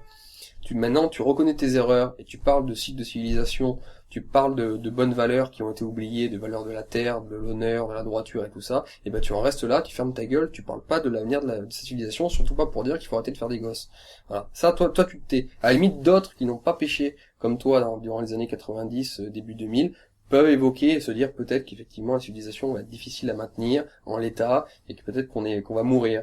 Mais, voilà, j'autorise des gens de notre camp peut-être de penser un peu comme ça et de pouvoir développer ça, mais pas lui, tu vois. Lui, il ferme sa gueule. Lui, ok, il constate les choses, on le remercie, il dit des bonnes choses dans les médias, mais si c'est pour arriver à cette conclusion, c'est insupportable. Donc, Onfray, camarade ou salopard, je pense qu'il a un peu des deux. Voilà.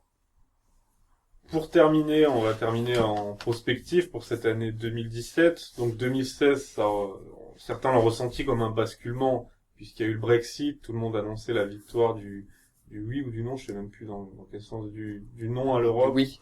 Voilà, la victoire du oui. Finalement, Non, du non. oui, bon, bref, peu importe. Tout le monde a... C'est tout du le non, monde c'était voulez-vous rester dans l'Europe, donc. Voilà, voulez-vous rester dans l'Europe? Donc tout le monde, les médias nous prédisaient... Attends, non, c'était voulez-vous sortir de l'Europe? Je sais plus comment était peu importe. Tous les médias nous prédisaient le choix A, finalement c'est le choix B qui l'a emporté. On a tous compris. Il y a eu Trump, et on l'a vécu en direct, on n'y croyait pas jusqu'au dernier moment, et finalement ça s'est produit. Donc on a senti que l'année 2016 était peut-être une année charnière. Alors 2017 commence, Donald Trump va entrer, va prendre son investiture. Comment vois-tu cette année 2017? Est-ce qu'il y a un élan? Est-ce que c'est le début de quelque chose? Est-ce que... D'un point de vue politique, j'ai envie de croire qu'effectivement nous sommes entrés dans une nouvelle ère. On le voit, effectivement, Trump, le Brexit. Malheureusement, j'ai peur que l'élection présidentielle française ne produise pas grand-chose. Je pense que nous, la France, on a encore un peu de retard et qu'il va falloir travailler politiquement et médiatiquement, d'ailleurs du boulot, mais c'est ce que je veux faire, en tout cas, au plus personnel. Je pense qu'il y a du boulot justement pour essayer de rassembler un corps électoral identitaire de droite, excusez-moi pour ce terme encore, mais enfin on s'est compris, patriote, ce que vous voulez. Je pense qu'il y a du boulot encore de ce côté-là. Bon, je ferai plus à la limite une analyse historique. C'est qu'il y a 100 ans, nous vivions l'année 1917. Qu'on sait que l'année 17 du XXe siècle a été une année extrêmement cruciale, extrêmement déterminante dans le devenir de l'Europe, dans le devenir de la civilisation européenne et de ses nations. L'année 1917, c'est bien sûr Lénine en Russie, c'est-à-dire l'effondrement d'une société et d'une civilisation tsariste, la Russie royale, la Russie tsariste chrétienne, qui était quand même l'un des fleurons de cette civilisation occidentale, entre guillemets, même si la Russie est paradoxale, mais c'était quand même une partie très importante de cette civilisation au sens large, Saint-Pétersbourg, pour donner lieu au communisme, qui a quand même détruit le monde et qui a quand même divisé le monde pendant plus d'un siècle. Donc ça a eu des conséquences très graves. Staline, le mur de fer, le financement des partis communistes partout dans le monde, y compris des intellectuels en France. Donc ce communisme-là, c'est que le Comintern et tout a eu une influence extrêmement néfaste sur l'Europe et sur le monde. Et puis en même temps, l'année 1917, c'est aussi l'année où Pétain attend les Américains pour finir la guerre. Et donc c'est la première fois que les Américains mettent le pied en Europe. Avec tout ce que ça va comporter, le plan Wilson, l'idéalisme américain, l'idéalisme démocratique américain, cette idéologie démocratique dont nous parlions. Et donc c'est l'arrivée des ricains, c'est l'arrivée des Yankees en Europe. Et on sait ce que ça va donner pour la suite en Europe au XXe siècle. Et jusqu'à aujourd'hui. C'est-à-dire l'Amérique qui domine nos peuples, nos nations et notre civilisation, qui est devenue aujourd'hui le flambeau de notre civilisation. Donc l'année 1917, c'est vraiment la rupture avec l'ancien monde européen, où l'Europe était encore souveraine, ses nations, elles étaient libres, et elles n'avaient pas peur il n'y avait pas l'Amérique pour la guider, elle était autonome, et puis il n'y avait pas cette espèce de monstre soviétique gauchiste qui a financé le gauchisme il y a eu le gauchisme, c'est vrai, parce que certains font aujourd'hui la distinction entre ce qu'était le communisme qui serait bien et puis le gauchisme. Lénine ayant écrit que le gauchisme était la maladie infantile du communisme, ainsi de suite, et notamment de dire que 68 n'a pas été soutenu par exemple par le Comintern, par le Comintern et l'URSS, et certains font l'éloge du communisme. Ça, j'en parlais avec Jean-Marie Le Pen une fois, qui me rappelait très justement qu'il ne faut jamais oublier que les communistes ont favorisé à mort dans les universités toute cette intelligentsia de gauche, qui a débouché sur des enfants qui se sont opposés après avec les nouveaux philosophes à l'URSS, mais qui ont été en fait engendrés par cette idéologie-là, soutenue puissamment par le communisme. Donc le communisme a fait beaucoup de mal, y compris dans notre intelligence. Et ça, il faut jamais l'oublier. Faut pas penser qu'il y avait le bon communisme ouvriériste, puis même d'hommes, tu vois, à l'Est, et puis il y aurait le mauvais gauchisme. Non, le communisme a financé le gauchisme, qui après a créé des enfants qui s'en sont pris au père, comme d'hab, parce que c'est leur nature s'en prendre au père. Mais faut pas l'oublier ça. Et puis il faut pas oublier non plus le mal qu'a fait le communisme partout en France, l'épuration, comme elle a été détestable, bon, il y a eu plein de choses. Donc, et puis dans le monde, j'en parle même pas, c'est quand même plus de 100 millions de morts, hein, faut pas l'oublier. Donc, et ça a profondément changé le visage de l'Europe. Donc cette année 17 est l'année charnière, vraiment, du changement de l'Europe dans sa destinée. Et là, nous sommes un siècle plus tard. Donc c'est intéressant de se dire, que va-t-il se passer maintenant? Est-ce que l'Europe va à nouveau changer de cap pour reprendre quelque chose de positif ou pas? Mais en tout cas, voilà 100 ans que nous vivions l'année qui a déterminé tout le reste, d'une certaine façon.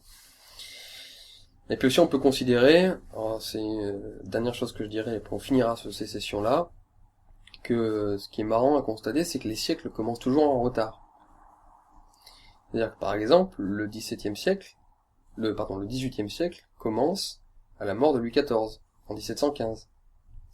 Le XIXe siècle commence à la fin de l'Empire, en 1815. Et le XXe siècle commence avec la Première Guerre mondiale, en 1914. Donc en fait, les siècles commencent toujours en retard, d'une certaine façon. Et je pense que là, dans ce 21e siècle, on était encore, dans les années entre 2000 et 2010, et jusqu'en 2012, 13, ces années-là, on était encore dans le 20e siècle. Avec ces mêmes idéologies, ces mêmes trucs, vous voyez, on n'invente rien de nouveau, quoi. On est toujours dans le 20e siècle, au niveau de notre fonctionnement politique, médiatique et tout. Et là, je pense que, à la charnière de ces années que nous vivons, je crois qu'on est en train vraiment de passer dans un autre siècle. Avec une nouvelle façon de faire de la politique, les médias, les réseaux sociaux, de nouvelles problématiques, cette immigration, la civilisation qui est en train de dépérir, tout ça. Voilà. On est vraiment en train de changer de siècle. Et c'est marrant, c'est normal, puisque les siècles, précisément, commencent toujours à la bourre. Donc voilà, je dirais 2017, pour ce qui est de la France, je sais pas s'il se passera encore énormément de choses, mais en tout cas, ça s'est travaillé au sein du peuple. Les siècles commencent en retard, nous sommes un siècle après, pile, l'année qui a changé définitivement, enfin, pour au moins un siècle, la civilisation européenne. Et puis de toute façon, il faut croire à la vie, donc il faut se battre et Dieu reconnaîtra les siens. Voilà. Ah, donc, très bonne conclusion. Merci à toi pour cet entretien. J'espère qu'il vous aura plu. C'était un entretien beaucoup plus axé sur la réflexion, un entretien plus doctrinal. Et je pense que c'est la tournure que prennent naturellement ces sessions, c'est-à-dire plus de réflexion philosophique sur la doctrine, etc. Donc j'espère que cet épisode vous a plu. N'hésitez pas à dire ce que vous en avez pensé dans les commentaires. Je vous dis, et Julien également, à bientôt pour un nouvel épisode de ces sessions le mois prochain. Je précise que les adhérents aux Brigades des Patriotes peuvent se rendre sur le site pour accéder à l'aparté, qui est la question bonus de cet entretien, comme tous les mois. Et on vous souhaite encore une fois une très belle année 2017, qui sera peut-être une année charnière avec un siècle qui commence en retard. Merci Julien. Salut!